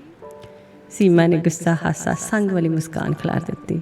ਮੈਨੂੰ ਬਹੁਤ ਖੁਸ਼ੀ ਹੋਈ। ਕਿੱਡਾ ਖੁਸ਼ ਪਰਿਵਾਰ ਹੈ। ਮੈਂ ਸੋਚਿਆ, ਆਇਆ ਤਾਂ ਮੈਂ ਇਸ ਲਈ ਸਾਂ ਕਿ ਕਿਤੇ ਹੋਰ ਰਾਤ ਕੱਟਣ ਦੀ ਥਾਂ ਨਹੀਂ ਸੀ, ਪਰ ਇੱਥੇ ਆ ਮੈਨੂੰ ਆਪਣੀ ਹੋਂਦ ਭੁੱਲ ਗਈ ਤੇ ਪਰਿਵਾਰ ਮੈਨੂੰ ਬਹੁਤ ਆਪਣਾ ਲੱਗਣ ਲੱਗ ਪਿਆ। ਜਦੋਂ ਮੈਂ ਗੁਸਲਖਾਨੇ ਵਿੱਚ ਮੂੰਹ ਹੱਥ ਧੋ ਰਿਹਾ ਸਾਂ ਤਾਂ ਮੈਨੂੰ ਉੱਚੀ ਉੱਚੀ ਖੰਘਣ ਦੀ ਆਵਾਜ਼ ਸੁਣਾਈ ਦਿੱਤੀ। ਅੰਦਰ ਆਇਆ ਤਾਂ ਰਮੋਨਾ ਦੀ ਬੁਰੀ ਹਾਲਤ ਸੀ। ਉਹ ਸਾਹ ਸਾਈ ਹੋਈ ਤੜਪ ਰਹੀ ਸੀ। ਅੱਖਾਂ ਤੇ ਨੱਕ 'ਚੋਂ ਪਾਣੀ ਵਹਿ ਰਿਹਾ ਸੀ। ਸੀਮਾ ਉਸਦੀ ਛਾਤੀ, ਹੱਥ ਤੇ ਪੈਰ ਮਲ ਰਹੀ ਸੀ। ਬੱਚੀ ਤੜਫਦੀ ਰਹੀ। ਛਾਤੀ ਤੇ ਗਲੇ 'ਚੋਂ ਸੀਟੀਆਂ ਵੱਜਦੀਆਂ ਰਹੀਆਂ, ਪਰ ਨਾ ਉਹ ਰੋਈ, ਨਾ ਚੀਕੀ ਤੇ ਨਾ ਹੀ ਵਾਸਤੇ ਪਾਏ। ਬਸ ਉਹਨੇ ਆਪਣੇ ਪਾਪਾ ਦਾ ਹੱਥ ਫੜ ਲਿਆ। ਹਮਲਾ ਲੰਘ ਗਿਆ। ਜਸਵੰਤ ਨੇ ਉਹਦੇ ਮੂੰਹ 'ਚ ਸ਼ਹਿਦ ਦਾ ਚਮਚਾ ਪਾਇਆ ਤੇ ਰਮੋਨਾ ਮੁਸਕਰਾ ਪਈ। ਫਿਰ ਉਹਨੇ ਆਪਣੀ ਮੁੱਕੀ ਹਵਾ ਵਿੱਚ ਲਹਿਰਾਈ ਤੇ ਬੋਲੀ, ਪਾਪਾ ਕਿਹੋ ਜਿਹਾ ਲੜੀ ਮੈਂ? ਰਾਣੀ ਝਾਂਸੀ ਵਾਂਗ। ਜਸਵੰਤ ਦੀ ਥੰਮ ਮੈਂ ਬੋਲਿਆ ਤੇ ਉਸਨੂੰ ਵਾਰ-ਵਾਰ ਚੁੰਮ ਆਪਣੇ ਨਾਲ ਕੁੱਟ ਲਿਆ। ਫਿਰ ਮੈਂ ਜਸਵੰਤ ਤੇ ਸੀਮਾ ਨੂੰ ਸੰਬੋਧਨ ਕੀਤਾ, ਬੜੀ ਬਹਾਦਰ ਬੱਚੀ ਹੈ, ਇੰਨੀ ਭਿਆਨਕ ਬਿਮਾਰੀ ਵੀ ਇਸਨੂੰ ਹਰਾ ਨਹੀਂ ਸਕੀ। 12 ਸਾਲ ਦੀ ਉਮਰ ਵਿੱਚ ਇਹ ਠੀਕ ਹੋ ਜਾਵੇਗੀ। ਇਹ ਬਹੁਤ ਜ਼ਹੀਨ ਹੋਵੇਗੀ। ਦਮਾ ਜ਼ਹੀਨ ਲੋਕਾਂ ਨੂੰ ਹੀ ਹੁੰਦਾ। ਜਸਵੰਤ ਤੇ ਸੀਮਾ ਕੁਝ ਨਾ ਬੋਲੇ ਤੇ ਨਾ ਹੀ ਉਹਨਾਂ ਨੇ ਆਪਣੀ ਬੱਚੀ ਦੀਆਂ ਸਿਫਤਾਂ ਦੇ ਪੁੱਲ ਬੰਨੇ। ਸੀਮਾ ਲਿਆਓ ਰੋਟੀ, ਭਾਈ ਹੋਰੀ ਭੁੱਖੇ ਹੋਣਗੇ। ਰੋਟੀ ਆ ਗਈ, ਆਲੂ ਗੋਭੀ ਦਾਲ ਤੇ ਪੁਦੀਨੇ ਦੀ ਚਟਨੀ। ਮੈਂ ਉਡੀਕਦਾ ਰਿਹਾ ਕਿ ਜਸਵੰਤ ਕਿਸੇ ਅਲਮਾਰੀ 'ਚੋਂ ਬੋਤਲ ਕੱਢ ਕੇ ਲਿਆਵੇਗਾ, ਪਰ ਮੇਰੀ ਉਡੀਕ ਨੂੰ ਫਲ ਨਾ ਲੱਗਿਆ। ਉਂਝ ਵੀ ਮੁਰਗੇ ਦੀ ਥਾਂ ਆਲੂ ਗੋਭੀ ਵੇਖ ਕੇ ਕੋਲਾ ਹੋ ਗਿਆ ਸੀ। ਮੈਂ ਹਾਰ ਕੇ ਮੈਂ ਹੀ ਆਖਿਆ, ਜਸਵੰਤ ਮੇਰੇ ਬੈਗ 'ਚੋਂ ਬਰਾਂਡੀ ਦੀ ਬੋਤਲ ਕੱਢ ਲਿਆ ਜਰਾ। ਮੇਜ਼ 'ਤੇ ਖਾਣਾ ਖਾਂਦੀ ਸੀਮਾ ਦੇ ਹੱਥ ਆਪਣੇ ਆਪ ਰੁਕ ਗਏ। ਜਸਵੰਤ ਨੇ ਮੈਨੂੰ ਦੂਜੇ ਕਮਰੇ ਵਿੱਚ ਸੱਦਿਆ ਤੇ ਨਿਮਰਤਾ ਪਰ ਦ੍ਰਿੜਤਾ ਨਾਲ ਆਖਿਆ, ਭਾਈ ਤੁਸੀਂ ਮਹਿਸੂਸ ਨਾ ਕਰਨਾ, ਸੀਮਾ ਨੇ ਵਿਆਹ ਵੇਲੇ ਮੈਥੋਂ ਇੱਕ ਮੰਗ ਮੰਗੀ ਸੀ ਕਿ ਤੁਸੀਂ ਸ਼ਰਾਬ ਪੀਣਾ ਨਾ ਤੇ ਨਾ ਹੀ ਕਿਸੇ ਨੂੰ ਪਿਆਣਾ। ਹੁਣ ਇਹ ਘਰ ਦੀ ਮਰਿਆਦਾ ਹੀ ਬਣ ਚੁੱਕੀ ਹੈ, ਤੁਸੀਂ ਮਹਿਸੂਸ ਨਾ ਕਰਨਾ। ਨੋ ਨਾਟ ਐਟ ਆਲ। ਮੈਂ ਅੰਗਰੇਜ਼ੀ 'ਚ ਉੱਤਰ ਦਿੱਤਾ ਤਾਂ ਕਿ ਆਪਣੀ ਹੀਨਤਾ 'ਤੇ ਵੀ ਕਾਬੂ ਪਾ ਸਕਾਂ ਤੇ ਜ਼ਾਹਿਰ ਵੀ ਕਰ ਸਕਾਂ ਕਿ ਖੈਰ ਮਹਿਸੂਸ ਤਾਂ ਮੈਂ ਕੀਤਾ ਹੈ। ਫਿਰ ਬੇਦਿਲੀ ਨਾਲ ਬੁਰਕੀ ਤੋੜੀ। ਇੱਕ ਦੋ ਬੁਰਕੀਆਂ ਤੋਂ ਪਿੱਛੋਂ ਰੋਟੀ ਮੈਨੂੰ ਸਵਾਦੋ ਸਵਾਦ ਲੱਗਦੀ ਗਈ। ਪਲੇਟ 'ਚੋਂ ਫੁਲਕਾ ਚੁੱਕਣ ਲੱਗਿਆ ਸੀਮਾ ਨੇ ਕਿਚਨ 'ਚੋਂ ਆ ਕੇ ਗਰਮਾ ਗਰਮ ਫੁਲਕਾ ਰੱਖ ਦਿੱਤਾ। ਇੱਕ ਤੋਂ ਬਾਅਦ ਦੂਜਾ ਤੇ ਫਿਰ ਮੈਂ ਇੰਨੀਆਂ ਰੋਟੀਆਂ ਖਾਧੀਆਂ ਜਿਵੇਂ ਬਲੈਚ ਮੈਂ ਭੁੱਖਾ ਹੀ ਮਰਦਾ ਰਿਹਾ ਹੋਵਾਂ। ਸੀਮਾ ਤੂੰ ਤਾਂ ਭਾਈ ਕੁਕਿੰਗ ਦੀ ਡਾਕਟਰੇਟ ਕੀਤੀ ਲੱਗਦੀ ਏ। ਜੇ ਮੈਂ ਹਫ਼ਤਾ ਕੁ ਤੇਰਾ ਬਣਾਇਆ ਖਾਣਾ ਖਾ ਲਿਆ, ਮੇਰੀਆਂ ਦਾਤਾਂ ਵਿਗੜ ਜਾਣੀਆਂ। ਮੈਂ ਆਖਿਆ, ਸ਼ਰਮਿੰਦਾ ਨਾ ਕਰੋ ਪਾਪਾ ਜੀ, ਇੰਗਲੈਂਡ ਤਾਂ ਤੁਸੀਂ ਬਹੁਤ ਸੋਹਣੇ ਸੋਹਣੇ ਪਕਵਾਨ ਖਾਂਦੇ ਹੋਵੋਗੇ। ਉਹ ਬੋਲੀ, ਉੱਥੇ ਕਿਹਨੂੰ ਵੇਲੇ ਖਾਣਾ ਖਾਣ ਦੀ, ਅਸੀਂ ਤਾਂ ਪੌਂਡਾਂ ਦੀਆਂ ਬਿਨਾਂ ਸਾਫ਼ ਕੀਤੀਆਂ ਹੱਡੀਆਂ ਜੂਸਦੇ ਹਾਂ। ਸਵਾਦ ਹੁੰਦੀਆਂ ਨੇ ਤਾਇਆ ਜੀ? ਰਮੋਨਾ ਨੇ ਬੜੀ ਉਤਸੁਕਤਾ ਨਾਲ ਪੁੱਛਿਆ। ਮੈਂ ਰਮੋਨਾ ਦੀ ਗੱਲ ਤੇ ਬੋਲੀ ਜੀ ਝੁੰਡੀ ਵੱਢ ਆਖਿਆ, ਇਸ ਤੋਂ ਸਵਾਦ ਨਹੀਂ ਹੁੰਦੀਆਂ, ਸਵਾਦ ਪੈ ਜਾਂਦਾ ਹੈ। ਫਿਰ ਮੇਰੀ ਛਾਤੀ 'ਚ ਇੱਕ ਸਮੁੰਦਰ ਛਲਕਿਆ, ਮੋਹ ਦਾ ਸਮੁੰਦਰ। ਪਹਿਲੀ ਵਾਰ ਤਾਇਆ ਜੀ ਸ਼ਬਦ ਸੁਣਿਆ ਸੀ। ਮੇਰਾ ਭਰਾ, ਮੇਰੀਆਂ ਨਿੱਕੀਆਂ ਭੈਣਾਂ ਵਰਗੀ ਭਰਜਾਈ, ਮੇਰੀ ਭਤੀਜੀ, ਮੇਰੀ ਬੱਚੀ, ਮੇਰਾ ਖੂਨ। ਜੀ ਕੀਤਾ ਤਿੰਨਾਂ ਨੂੰ ਹੀ ਗਲ ਰੱਕੜੀ 'ਚ ਪੀਚ ਲਵਾਂ ਤੇ ਉਦੋਂ ਤੀਕ ਪੀਚੀ ਰੱਖਾਂ ਜਦੋਂ ਤੀਕ ਰੋਮ ਰੋਮ 'ਚ ਰਚੀ ਵਿਲਾਇਤੀ ਠੰਡ ਨਾ ਖੁਰ ਜਾਵੇ। ਮੈਂ ਚਾਹੁੰਦਾ ਸਾਂ ਨਾਈਟ ਸੂਟ ਪਾ ਰਜਾਈ ਦੀ ਬੁੱਕਲ ਮਾਰ ਬੈਠ ਜਾਵਾਂ ਤੇ ਬਹੁਤ ਸਾਰੀਆਂ ਗੱਲਾਂ ਕਰਾਂ, ਕਿਉਂਕਿ ਕੱਲ੍ਹ ਨੂੰ ਤਾਂ ਮੈਂ ਚਲਿਆ ਜਾਣਾ ਹੈ। ਪਰ ਜਸਵੰਤ ਦੀ ਜ਼ਿੰਦਗੀ 'ਚ ਪਤਾ ਨਹੀਂ ਕੀ ਸੀ ਕਿ ਮੈਂ ਗੱਲਾਂ ਕਰਨ ਦੀ ਥਾਂ ਸੁਣਨਾ ਚਾਹੁੰਦਾ ਸਾਂ। ਮੈਂ ਦੂਜੇ ਕਮਰੇ 'ਚ ਕੱਪੜੇ ਬਦਲਣ ਚਲਿਆ ਗਿਆ। ਗਲੀ ਦੀ ਬੱਤੀ ਹਾਲੇ ਵੀ ਬੁਝੀ ਹੋਈ ਸੀ। ਅਜੇ 8 ਹੀ ਵਜੇ ਸਨ, ਪਰ ਗਲੀ ਵਿੱਚ ਆਵਾਜਾਈ ਨਾ ਮਰ ਗਈ ਸੀ। ਦੂਜੇ ਕਮਰੇ ਵਿੱਚ ਜਸਵੰਤ ਰਮੋਨਾ ਨੂੰ ਕਹਾਣੀ ਸੁਣਾ ਰਿਹਾ ਸੀ। ਕਹਾਣੀ ਇਸ ਤਰ੍ਹਾਂ ਸੀ। ਦੁਸ਼ਮਣਾਂ ਨੇ ਸ਼ੇਰੂ ਤੇ ਬਸੰਤੀ ਨੂੰ ਕਿਲੇ ਵਿੱਚ ਕੈਦ ਕਰ ਦਿੱਤਾ ਤੇ ਕਹਿਣ ਲੱਗੇ ਕਿ ਜਾਂ ਤਾਂ ਸਾਡੇ ਰਾਜੇ ਦੀ ਚਾਕਰੀ ਕਰਨੀ ਮੰਨ ਲਵੋ, ਨਹੀਂ ਤਾਂ ਨਾ ਤੁਹਾਨੂੰ ਰੋਟੀ ਮਿਲੇਗੀ ਨਾ ਪਾਣੀ। ਕੈਦਖਾਨੇ ਵਿੱਚ ਹੀ ਭੁੱਖੇ ਤੇ ਆਏ ਤੜਪ ਤੜਪ ਕੇ ਮਰ ਜਾਵੋਗੇ। ਕੈਦਖਾਨੇ ਦੇ 100 ਦਰਵਾਜ਼ੇ ਹਨ, ਵੱਡੇ ਵੱਡੇ ਜਿੰਦਰੇ ਮਾਰ ਕੇ ਬੰਦ ਕੀਤੇ ਹੋਏ ਦਰਵਾਜ਼ੇ। ਸਾਰੀਆਂ ਮੂਹਰੀਆਂ ਬੰਦੂਕਾਂ ਲਈ ਪਹਿਰੇਦਾਰ ਖਲੋਤੇ ਸਨ। ਰਮੋਨਾ, ਬਸੰਤੀ ਬਹੁਤ ਘਬਰਾ ਗਈ, ਪਰ ਸ਼ੇਰੂ ਸੀ ਤਾਂ ਮਾੜਕੂ ਜਿਹਾ, ਪਰ ਹੱਸਦਾ ਰਿਹਾ। ਬਸੰਤੀ ਨੂੰ ਬੜੀ ਖਿਝ ਚੜੀ। ਮੌਤ ਸਿਰ ਤੇ ਖਲੋਤੀ ਹੈ, ਤੈਨੂੰ ਹਾਸੇ ਸੁੱਝਦੇ ਨੇ। ਸ਼ੇਰੂ ਕਹਿਣ ਲੱਗਿਆ, ਵੇਖ ਬਸੰਤੀਏ, ਰਾਤ ਵਿੱਚੋਂ ਸੂਰਜ ਜ਼ਰੂਰ ਚੜ੍ਹਦਾ ਏ ਤੇ ਆਪਾਂ ਬਾਹਰ ਹੋਵਾਂਗੇ। ਇੰਝ ਆਖ ਸ਼ੇਰੂ ਨੇ ਬਸੰਤੀ ਨੂੰ ਨਾਲ ਲਿਆ ਤੇ ਪਹਿਲਾ ਦਰਵਾਜ਼ਾ ਧੱਕਣ ਲੱਗਿਆ। ਰਮੋਨਾ, ਪਰ ਦਰਵਾਜ਼ਾ ਨਾ ਖੁੱਲਿਆ। ਫਿਰ ਦੂਜਾ, ਉਹ ਵੀ ਨਾ ਖੁੱਲਿਆ। ਇਸੇ ਤਰ੍ਹਾਂ ਕਰਦਾ 20-25 ਦਰਵਾਜ਼ਿਆਂ ਤੋਂ ਜਦੋਂ ਨਾ ਖੋਲ ਪਾਇਆ, 20-25 ਪਿੱਛੋਂ ਬਸੰਤੀ ਦਾ ਫਿਰ ਪਾਰਾ ਚੜ੍ਹ ਗਿਆ। ਬੋਲੀ, ਤੇਰਾ ਤਾਂ ਦਿਮਾਗ ਫਿਰ ਗਿਆ। ਲੈ ਮੈਂ ਤਾਂ ਬੈਠੀ ਹਾਂ, ਤੂੰ ਮਾਰੀ ਜਾ ਟੱਕਰਾਂ। ਪਰ ਸ਼ੇਰੂ ਉਸੇ ਦਲੇਰੀ ਤੇ ਲਗਨ ਨਾਲ ਦਰਵਾਜ਼ੇ ਤੇ ਦਰਵਾਜ਼ਾ ਧੱਕਦਾ ਗਿਆ। ਰਮੋਨਾ ਧਿਆਨ ਨਾਲ ਸੁਣੀ। 99 ਦਰਵਾਜ਼ੇ ਧੱਕੇ, ਪਰ ਖੁੱਲਿਆ ਇੱਕ ਵੀ ਨਾ।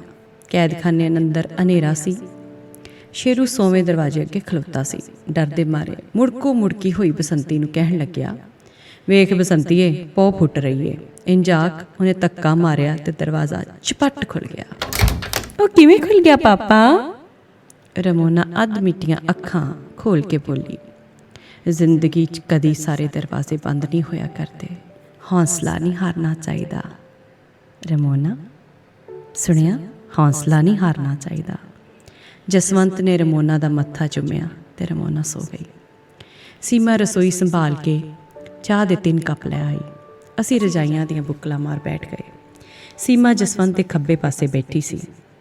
ਮੈਂ ਸੀਮਾ ਦੇ ਚਿਹਰੇ ਵੱਲ ਤੱਕਿਆ, ਸ਼ਾਇਦ ਇਹ ਪਤਾ ਕਰਨ ਲਈ ਕਿ ਉਹਦੇ ਵਿੱਚ ਸਾਡੀ ਜਾਤ ਬਰਾਦਰੀ ਨਾਲੋਂ ਕਿਹੜੀ ਚੀਜ਼ ਵੱਖਰੀ ਹੈ, ਜਿਸ ਨੂੰ ਲੈ ਕੇ ਉਹਨੂੰ ਸੁਨਿਆਰੀ ਧਮਾ ਐਡਾ ਬਖੇੜਾ ਖੜਾ ਕਰ ਦਿੱਤਾ ਹੈ ਕਿ ਪਿੰਡ ਦੇ ਜੱਦੀ ਪੁਸ਼ਤੀ ਘਰ ਵਿੱਚ ਉਹਦੇ ਨਾਲ ਲਾਗੀਆਂ ਤੱਥੀਆਂ ਨਾਲੋਂ ਵੀ ਮਾੜਾ ਸਲੂਕ ਕੀਤਾ ਜਾਂਦਾ ਹੈ। ਮੈਨੂੰ ਕੁਝ ਵੀ ਵੱਖਰਾ ਨਾ ਜਾਪਿਆ। ਹਾਂ, 2 ਵੱਖਰੇਵੇਂ ਜ਼ਰੂਰ ਸਨ। ਇੱਕ ਤਾਂ ਉਹਦੇ ਨੱਕ 'ਚ ਪਾਇਆ ਕੋਕਾ ਬਹੁਤ ਸਜਦਾ ਸੀ, ਦੂਜਾ ਇਹ ਕਿ ਉਹਦੇ ਨਾਲ ਬੈਠਾ ਮੇਰਾ ਭਰਾ ਪੂਰਾ ਆਦਮੀ ਲੱਗਦਾ ਸੀ। ਸੀਮਾ, ਘਰ ਦੇ ਬੈਠੇ ਹਾਂ, ਹੁਣ ਕੁਝ ਆਪ ਬੀਤੀਆਂ ਸੁਣੀਏ। ਤੂੰ ਜਸਵੰਤ ਨੂੰ ਕਿੱਥੇ ਮਿਲੀ? ਕਿ ਜੇਲ੍ਹ 'ਚ ਮਿਲੇ ਸੀ? ਸੀਮਾ ਕੁਝ ਸੰਗ ਗਈ ਤੇ ਉਹਨੇ ਜਸਵੰਤ ਵੱਲ ਤੱਕਿਆ। ਜਸਵੰਤ ਨੇ ਸਾਰੀ ਗੱਲ ਦੱਸ ਦਿੱਤੀ। ਉਹਨੇ ਆਪਣੀ ਸੱਚਾਈ ਦਾ ਕੋਈ ਸਰਟੀਫਿਕੇਟ ਨਹੀਂ ਵਿਖਾਇਆ, ਪਰ ਪਤਾ ਨਹੀਂ ਕਈ ਲੋਕ ਜਦੋਂ ਗੱਲ ਕਰਦੇ ਹਨ ਤਾਂ ਸ਼ਬਦ ਉਹਨਾਂ ਦੇ ਦਿਲ 'ਚੋਂ ਇਜਾਜ਼ਤ ਨਾਲ ਨਹੀਂ, ਆਪ ਮੁਹਾਰੇ ਹੀ ਨਿਕਲਦੇ ਹਨ, ਜਿਵੇਂ ਉਹਨਾਂ ਦੀ ਆਤਮਾ ਪਿਘਲ ਰਹੀ ਹੋਵੇ। ਨਕਸਲਬਾੜੀ ਦੌਰ ਵਿੱਚ ਉਹ ਇੱਕੋ ਸਕੂਲ ਪੜ੍ਹਾਉਂਦੇ ਸਨ। ਉਦੋਂ ਪਿਆਰ ਵਾਲੀ ਗੱਲ ਕੋਈ ਨਹੀਂ ਸੀ। ਜਦੋਂ ਜਸਵੰਤ ਦੇ ਵਾਰੰਟ ਜਾਰੀ ਹੋਏ, ਉਹ ਇੱਕ ਰਾਤ ਸੀਮਾ ਕੋਲ ਠਹਿਰਿਆ ਸੀ। ਪੁਲਿਸ ਸੀਮਾ ਨੂੰ ਫੜ ਕੇ ਲੈ ਗਈ ਤੇ 3 ਦਿਨ 3 ਰਾਤਾਂ ਉਸ ਤੋਂ ਪੁੱਛਗਿੱਛ ਕਰਦੀ ਰਹੀ। ਕੀ ਪੁੱਛਦੇ ਸਨ ਤੈਥੋਂ? ਮੈਂ ਸੀਮਾ ਤੋਂ ਪੁੱਛਿਆ। ਬਸ ਉਹੀ ਰਿਵਾਜੀ ਜਿਹੀਆਂ ਗੱਲਾਂ। ਜਸਵੰਤ ਨਾਲ ਤੇਰਾ ਕੀ ਰਿਸ਼ਤਾ ਏ? ਕਿੱਥੋਂ ਆਇਆ ਸੀ? ਕਿੱਥੇ ਗਿਆ? ਨਾਲ ਕੌਣ ਸੀ? ਕਿਉਂ ਠਹਿਰਾਇਆ ਸੀ ਤੂੰ ਆਪਣੇ ਕੋਲ? ਕਿ ਤੈਨੂੰ ਮਾਰਕੁੱਟ ਵੀ ਕੀਤੀ ਜਾਂ ਤੇਰੀ ਕੋਈ ਬੇਇੱਜ਼ਤੀ ਕਰਨ ਦੀ ਵੀ ਕੋਸ਼ਿਸ਼ ਕੀਤੀ? ਨਹੀਂ ਪਾਪਾ ਜੀ, ਡਰਾਵੇ ਬਹੁਤ ਦਿੰਦੇ ਸਨ, ਬਦਕਲਾਮ ਤੇ ਬਦਤਮੀਜ਼ ਬਹੁਤ ਸਨ, ਬਹੁਤ ਅਸ਼ਲੀਲ ਬੋਲੀ ਬੋਲਦੇ ਸਨ, ਪਰ ਮਾਰ ਪਿਟਾਈ ਤੇ ਬੇਇੱਜ਼ਤੀ ਤੋਂ ਮੈਂ ਬਚ ਗਈ। ਨਹੀਂ ਤਾਂ ਇਹ ਚੀਜ਼ਾਂ ਤਾਂ ਆਮ ਨੇ, ਸ਼ਾਇਦ ਇਸ ਲਈ ਕਿ ਮੇਰੇ ਚਾਚਾ ਜੀ DSP ਸਨ। ਸੀਮਾ ਚੁੱਪ ਹੋ ਗਈ। ਮੇਰੀ ਅੱਖਾਂ ਸਾਹਮਣੇ ਉਹਨਾਂ ਸੀਮਾਵਾਂ ਦੀਆਂ ਅਣਵੇਖੀਆਂ ਪਰ ਅਸਲੀ ਸ਼ਕਲਾਂ ਉੱਭਰ ਆਈਆਂ, ਜਿਹੜੀਆਂ ਪੁਲਿਸ ਹਿਰਾਸਤ ਵਿੱਚ ਸਨ, ਪਰ ਉਹਨਾਂ ਦੇ ਚਾਚੇ DSP ਨਹੀਂ ਸਨ। ਪਾਟੇ ਕੱਪੜੇ, ਖੁੱਲ੍ਹੇ ਪੁੱਟੇ ਉਲਝੇ ਵਾਲ, ਨੀਲਾਂ ਲੱਦੇ ਚਿਹਰੇ, ਵਲੂੰਦਰੀਆਂ ਕੰਜਕਾਂ। ਫਿਰ ਜਸਵੰਤ ਹੱਸਦਾ ਰਿਹਾ ਕਿ ਉਹ ਫੜਿਆ ਗਿਆ। ਕੁੱਟਮਾਰ ਵੀ ਕੀਤੀ। ਸੰਭਵ ਸੀ ਕਿ ਪੁਲਿਸ ਹਿਰਾਸਤ 'ਚੋਂ ਭੱਜਣ ਦਾ ਇਲਜ਼ਾਮ ਲਾ ਉਹਨੂੰ ਗੋਲੀ ਮਾਰ ਦਿੱਤੀ ਜਾਂਦੀ, ਪਰ ਉਸਦੇ ਤਾਇਆ ਜੀ ਯਾਨੀ ਮੇਰੇ ਬਾਪੂ ਜੀ ਨੇ ਵਿੱਚ ਪੈ ਕੇ ਸਿਫਾਰਿਸ਼ ਤੇ ਰਿਸ਼ਵਤ ਚੜਾ ਦਿੱਤੀ। ਪਰ ਉਹਨਾਂ ਦੀ ਨੇਕ ਸਲਾਹ ਨਾਲ ਹੀ ਚਾਚੇ ਨੇ ਜਸਵੰਤ ਨੂੰ ਵਿਦਾਵਾ ਲਿਖ ਦਿੱਤਾ ਸੀ। ਚਲੋ, ਹਾਈ ਕੋਰਟ 'ਚੋਂ ਬਰੀ ਹੋ ਗਿਆ। ਸਕੂਲ ਪ੍ਰਾਈਵੇਟ ਸੀ, ਨੌਕਰੀ ਦੋਹਾਂ ਦੀ ਜਾਂਦੀ ਰਹੀ। ਨਕਸਲਬਾੜੀ ਲਹਿਰ ਦੀ ਫੁੱਲਝੜੀ ਵੀ ਠੁੱਸ ਹੋ ਗਈ ਸੀ। ਇਹ ਲਹਿਰ ਫੇਲ ਕਿਉਂ ਹੋ ਗਈ? ਮੈਂ ਸਵਾਲ ਕੀਤਾ। ਇਹ ਲੋਕਾਂ ਦੀ ਲਹਿਰ ਨਹੀਂ ਸੀ। ਗਰਮੀ ਤੇ ਨਿਖੇਧ ਦੀਆਂ ਗੱਲਾਂ ਪੈਟੀ ਬੁਰਜਵਾ ਨੂੰ ਕੀ ਲੈਂਦੀਆਂ ਨੇ, ਸੋ ਇਹ ਪੈਟੀ ਬੁਰਜਵਾ ਤੀਕ ਹੀ ਸੀਮਿਤ ਰਹੀ। ਲੋਕਾਂ ਦੀ ਸਰਗਰਮ ਭਾਈਵਾਲੀ ਤੋਂ ਬਿਨਾਂ ਹਾਕਮ ਜਾਤ ਦੀ ਸਰਦਾਰੀ ਖੋਣੀ ਕਿਹੜਾ ਸੰਭਵ ਹੈ? ਉਂਝ ਵੀ ਇਸ ਲਹਿਰ ਦੇ ਸੰਚਾਲਕਾਂ ਦੇ ਧੜ ਹਿੰਦੁਸਤਾਨੀ ਸਨ, ਸਿਰ ਚੀਨੀ। ਫਿਰ ਤੂੰ ਕਿਉਂ ਸ਼ਾਮਲ ਹੋ ਗਿਆ ਸੀ ਇਸ ਵਿੱਚ? ਪਤਾ ਨਹੀਂ, ਬਸ ਵਹਾਅ 'ਚ ਵਹਿ ਗਿਆ। ਜਵਾਨ ਖੂਨ, ਗਰੀਬੀ, ਨੇਰਗਰਦੀ ਤੇ ਰਿਸ਼ਵਤ, ਭ੍ਰਿਸ਼ਟਾਚਾਰ, ਦੋਵੇਂ ਕਮਿਊਨਿਸਟ ਪਾਰਟੀਆਂ ਵੱਲੋਂ ਵਾਰ-ਵਾਰ ਚੋਣਾਂ ਦਾ ਉਹੀ ਚੱਕਰ। ਬਸ ਅੱਗ ਠੰਡੀ ਕਰਨ ਦਾ ਹੀ ਰਾਹ ਸੀ, ਪਰ ਪਛਤਾਵਾ ਕੋਈ ਨਹੀਂ ਵੀਰ ਜੀ। ਚਲੋ, ਪਤਾ ਤਾਂ ਲੱਗ ਗਿਆ, ਇਨਕਲਾਬ ਜਰਨੈਲੀ ਸੜਕ ਵਾਂਗ ਸਿੱਧਾ ਪੱਧਰਾ ਰਾਹ ਨਹੀਂ ਹੁੰਦਾ। ਤੁਹਾਡੀ ਵਿਦਿਆ ਕਿੰਨੀ ਹੈ ਤੇ ਹੁਣ ਕੀ ਕੰਮ ਕਰਦੇ ਹੋ? ਸੀਮਾ ਨੇ ਜਸਵੰਤ ਵੱਲ ਤੱਕਿਆ। ਜਸਵੰਤ ਦੱਸਣ ਲੱਗਿਆ, ਮੈਂ ਪੰਜਾਬੀ ਦੀ ਹਾਈ 2nd ਕਲਾਸ MA ਤੇ ਸੀਮਾ ਹਿੰਦੀ ਦੀ 1st ਕਲਾਸ MA ਹੈ। ਪਰ ਨਾ ਤਾਂ ਸਾਨੂੰ ਕੋਈ ਸਰਕਾਰੀ ਸਕੂਲ ਰੱਖਦਾ ਤੇ ਨਾ ਹੀ ਕੋਈ ਚੰਗਾ ਪ੍ਰਾਈਵੇਟ ਸਕੂਲ। ਹੁਣ ਮੈਂ ਇੱਕ ਦੁਕਾਨਨੁਮਾ ਪ੍ਰਾਈਵੇਟ ਸਕੂਲ 'ਚ 500 ਰੁਪਏ ਮਹੀਨੇ 'ਤੇ ਪੜ੍ਹਾਉਣਾ ਤੇ ਸੀਮਾ 250 ਰੁਪਏ ਦੀਆਂ ਟਿਊਸ਼ਨਾਂ ਕਰ ਲੈਂਦੀ ਹੈ। ਇੰਨਿਆਂ ਪੈਸਿਆਂ ਨਾਲ ਤਾਂ ਰੋਟੀ ਵੀ ਨਹੀਂ ਚੱਲਦੀ ਹੋਣੀ। ਚੱਲ ਜਾਂਦੀ ਹੈ। ਇੱਥੋਂ 7-8 ਮੀਲ ਤੇ ਫਤਿਹਗੜ੍ਹ ਸ਼ੁਕਰ ਚੱਕ ਮੇਰਾ ਇੱਕ ਦੋਸਤ ਰਹਿੰਦਾ। ਉਹ ਸਾਲ ਭਰ ਦੀ ਕਣਕ ਤੇ ਚੌਲ ਦੇ ਜਾਂਦਾ ਹੈ। ਉਹਦੇ ਘਰ ਦੀ ਵਾਹੀ ਹੈ। ਮੁਫਤ? ਹਾਂਜੀ, ਬਿਲਕੁਲ ਮੁਫਤ। ਅਜੀਬ ਗੱਲ ਸੀ। ਮੇਰੇ ਸਾਹਮਣੇ ਬੈਠਾ ਮੇਰਾ ਭਰਾ ਜਸਵੰਤ ਇੰਜ ਗੱਲਾਂ ਕਰ ਰਿਹਾ ਸੀ ਜਿਵੇਂ ਜੇਠ ਹਾੜ ਦੇ ਮਹੀਨੇ ਸਾਡੇ ਪਿੰਡ ਵਾਲੀ ਨਹਿਰ ਇੱਕ ਸੁਰ ਵਗੀ ਜਾ ਰਹੀ ਹੋਵੇ। ਅਡੋਲ, ਕੰਡਿਆਂ ਤੀਕ ਭਰਪੂਰ, ਨਾ ਪਾਣੀ ਗੰਦਲਾ, ਨਾ ਉਤਾਰ, ਨਾ ਚੜਾਅ। ਕੀ ਇਹ ਉਹੀ ਜੱਸੀ ਸੀ ਜਿਹੜਾ 9 ਕੁ ਸਾਲਾਂ ਦਾ ਹੋਵੇਗਾ ਜਦੋਂ ਮੈਂ ਇੰਗਲੈਂਡ ਗਿਆ ਸਾਂ? ਉਦੋਂ ਅਸੀਂ ਨਹਿਰ ਕੰਢੇ ਬਾਬਾ ਚੇਤ ਰਾਮ ਦੀ ਬਗੀਚੀ ਤਾਸ਼ ਖੇਡਦੇ ਹੁੰਦੇ ਸੀ ਤੇ ਜੱਸੀ ਭਗਤ ਸੁਨਿਆਰ ਦੇ ਖੋਕੇ ਤੋਂ ਸਾਡੇ ਲਈ ਚਾਹ ਤੇ ਸਿਗਰਟਾਂ ਲਿਆ ਕੇ ਦਿੰਦਾ ਸੀ। ਕਿ ਉਦੋਂ ਵੀ ਇਹਦੇ 'ਚ ਅਜਿਹਾ ਗੰਭੀਰ, ਅਡੋਲ ਤੇ ਦਲੇਰ ਬਣਨ ਦੇ ਬੀਜ ਸਨ? ਇਸ ਨਜ਼ਰ ਨਾਲ ਕਦੀ ਵੇਖਿਆ ਹੀ ਨਹੀਂ ਸੀ। ਹਾਂ, ਇੰਨਾ ਕੁ ਜ਼ਰੂਰ ਚੇਤੇ ਆਇਆ ਸੀ, ਜਿਸ ਦਿਨ ਉਹਨੂੰ ਅੰਬਾਂ ਦੀ ਰਾਖੀ ਬਿਠਾਉਂਦੇ ਸਨ, ਉਸ ਦਿਨ ਹਰੀਜਨਾਂ ਦੇ ਵਿਹੜੇ ਬਹੁਤੇ ਘਰਾਂ ਵਿੱਚ ਅੰਬੀਆਂ ਦੀ ਚਟਨੀ ਬਣਦੀ ਸੀ। ਪਰ ਇਸ ਸਮੇਂ ਮੇਰੇ ਸਾਹਮਣੇ ਜੱਸੀ ਨਹੀਂ, ਜਸਵੰਤ ਬੈਠਾ ਸੀ, ਜਿਸ ਨੂੰ ਚਾਚੇ ਨੇ ਪੁਲਿਸ ਤੋਂ ਡਰਦਿਆਂ ਤੇ ਸੁਨਿਆਰੀ ਨਾਲ ਵਿਆਹ ਕਰਵਾਉਣ ਕਰਕੇ ਤੇ ਸੋਢੀ ਵੰਸ਼ ਨੂੰ ਕਲੰਕਿਤ ਕਰ ਦੇਣ ਕਰਕੇ ਬੇਦਾਵਾ ਲਿਖ ਦਿੱਤਾ ਸੀ। ਜਿਸ ਦੀ ਬੱਚੀ ਦਮੇ ਦੀ ਮਰੀਜ਼ ਸੀ, ਜਿਹੜਾ ਇੰਜ ਰਹਿ ਰਿਹਾ ਸੀ ਜਿਵੇਂ ਕੋਈ ਕੈਂਪ ਵਿੱਚ ਰਹਿ ਰਿਹਾ ਹੋਵੇ। ਜਿਸ ਦੀ ਸੀਮਾ ਸਮੇਤ ਇੰਨੀ ਕੁ ਆਮਦਨੀ ਸੀ ਜਿੰਨੇ ਦਾ ਮੈਂ ਆਪਣੀ ਕਾਰ 'ਚ ਇੱਕ ਦਿਨ 'ਚ ਪੈਟਰੋਲ ਪਵਾ ਲੈਣਾ ਹੈ। ਜਿਸ ਦੀ ਉਹ ਲਹਿਰ ਵੀ ਫੇਲ ਹੋ ਗਈ ਸੀ, ਜਿਹੜੀ ਉਹਦਾ ਸੁਪਨਾ ਤੇ ਇਸ਼ਟ ਬਣ ਉਹਨੂੰ ਸਾਬਤ ਕਦਮੀ ਨਾਲ ਤੋਰੀ ਜਾ ਰਹੀ ਸੀ, ਤੇ ਜਿਹੜੀ ਲਹਿਰ ਦੇ ਸਰਗਰਮ ਮੈਂਬਰਾਂ 'ਚੋਂ ਕਾਫੀ ਸੂਰਮੇ ਇੰਗਲੈਂਡ ਤੇ ਕੈਨੇਡਾ ਨੱਸ ਗਏ ਸਨ, ਜਾਂ ਸਮੇਂ ਦੀ ਸਰਕਾਰੀ ਮਸ਼ੀਨਰੀ ਦੇ ਰੈਲੇ ਪੁਰਜੇ ਬਣ ਬੈਠੇ ਸਨ, ਜਾਂ ਨਿਰਾਸਤਾ ਦੇ ਖੂਹ ਵਿੱਚ ਨਿੱਗਰ ਨਸ਼ੇ ਖਾਣ ਪੀਣ ਲੱਗੇ ਸਨ। ਪਰ ਜਸਵੰਤ ਸਭ ਕਾਸੇ ਤੋਂ ਚੇਤਨ ਹੁੰਦਾ ਹੋਇਆ ਵੀ ਕਿਵੇਂ ਜੀਂਦਾ ਹੈ ਤੇ ਬੁਰਾ ਨਹੀਂ ਜੀ ਰਿਹਾ, ਤੇ ਜਿਸ ਨੂੰ ਦਰਖਤਾਂ ਦੀਆਂ ਜੜ੍ਹਾਂ ਵਰਗਾ ਵਿਸ਼ਵਾਸ ਹੈ, ਜੇ ਹੋਰ ਨਹੀਂ ਤਾਂ 100ਵਾਂ ਦਰਵਾਜ਼ਾ ਤਾਂ ਜ਼ਰੂਰ ਖੁੱਲ੍ਹੇਗਾ। ਤੂੰ ਵੀ ਹੋਰਨਾਂ ਵਾਂਗ ਇੰਗਲੈਂਡ ਕੈਨੇਡਾ ਨਿਕਲ ਜਾਂਦਾ, ਮੈਂ ਬੜੀ ਅਪਣਤ ਨਾਲ ਆਖਿਆ। ਜਸਵੰਤ ਨੇ ਕੋਈ ਤਣਾਅ ਤਾਂ ਪ੍ਰਗਟ ਨਾ ਕੀਤਾ, ਪਰ ਉਹਦੇ ਬੁੱਲ੍ਹਾਂ 'ਤੇ ਇੱਕ ਅਜਿਹੀ ਮੁਸਕਾਨ ਆਈ ਜਿਹੜੀ ਉਹਦੇ ਸਾਹਵੇਂ ਮੈਨੂੰ ਬਹੁਤ ਛੋਟਾ ਬਣਾ ਗਈ। ਮੈਂ ਬਾਈ ਇੰਜ ਕਰਨ ਲਈ ਕਦੀ ਨਹੀਂ ਸੋਚਿਆ। ਪਤਾ ਨਹੀਂ ਸਿਰਫ ਪੈਸੇ ਲਈ ਆਪਣਾ ਮੁਲਕ ਛੱਡ ਜਾਣਾ ਮੈਨੂੰ, ਉਸਨੇ ਕੱਲ੍ਹ ਆਖਿਆ ਤੇ ਮੇਰੇ ਵੱਲ ਵੇਖ ਰੁਕਿਆ। ਉਹ ਸ਼ਾਇਦ ਕਲੰਕ ਵਰਤਣਾ ਚਾਹੁੰਦਾ ਸੀ। ਸਿਰਫ ਪੈਸੇ ਲਈ ਆਪਣਾ ਮੁਲਕ ਛੱਡ ਜਾਣਾ ਮੈਨੂੰ ਗਲਤ ਲੱਗਦਾ। ਕਿਉਂ ਲੱਗਦਾ ਗਲਤ? ਜਦੋਂ ਵੀ ਕਦੀ ਮੇਰੇ ਮਨ 'ਚ ਹੋਰਾਂ ਨੂੰ ਵੇਖ ਕੇ ਵਿਚਾਰ ਪੈਦਾ ਹੋਇਆ, ਮੈਨੂੰ ਆਪਣੀ ਆਤਮਾ ਮਰਦੀ ਨਜ਼ਰ ਆਈ ਏ। ਨਿਰਾਸਤਾ ਨਹੀਂ ਆਈ ਕਦੀ, ਆਉਂਦੀ ਤਾਂ ਹੈ ਕਦੀ ਕਦੀ, ਪਰ ਇਸ ਨੂੰ ਕਦੀ ਭਾਰੂ ਨਹੀਂ ਹੋਣ ਦਿੱਤਾ ਮੈਂ। ਕਿਵੇਂ? ਤਾਰੀਖ ਮੈਨੂੰ ਬੜਾ ਹੌਸਲਾ ਦਿੰਦੀ ਏ। ਮੈਨੂੰ ਬੜਾ ਟੱਲ ਵਿਸ਼ਵਾਸ ਹੈ ਕਿ ਨੇਕੀ ਦੀਆਂ ਤਾਕਤਾਂ ਬਦੀ ਦੀਆਂ ਤਾਕਤਾਂ ਨੂੰ ਪਛਾੜ ਦੇਣਗੀਆਂ। ਇਹ ਮਸਲਾ ਐਡਾ ਸਿੱਧਾ ਤਾਂ ਨਹੀਂ, ਤੇਰੇ ਹੀ ਸ਼ਬਦਾਂ ਜਰਨੈਲੀ ਸੜਕ ਤਾਂ ਨਹੀਂ, ਮੈਂ ਕਿਹਾ। ਮੈਂ ਸਿੱਧਾ ਤਾਂ ਨਹੀਂ ਆਖਿਆ, ਅਟਲ ਆਖਿਆ ਹੈ। ਜੰਗ ਹੈ, ਕੋਈ ਖੇਡ ਤਾਂ ਹੈ ਨਹੀਂ, ਹਾਰਾਂ ਵੀ ਹੋਣਗੀਆਂ, ਪਰ ਅੰਤ ਨੇਕੀ ਨੇ ਜਿੱਤਣਾ ਹੈ। ਮੈਂ ਸੀਮਾ ਵੱਲ ਤੱਕਿਆ। ਉਹ ਮੁਸਕਰਾ ਪਈ।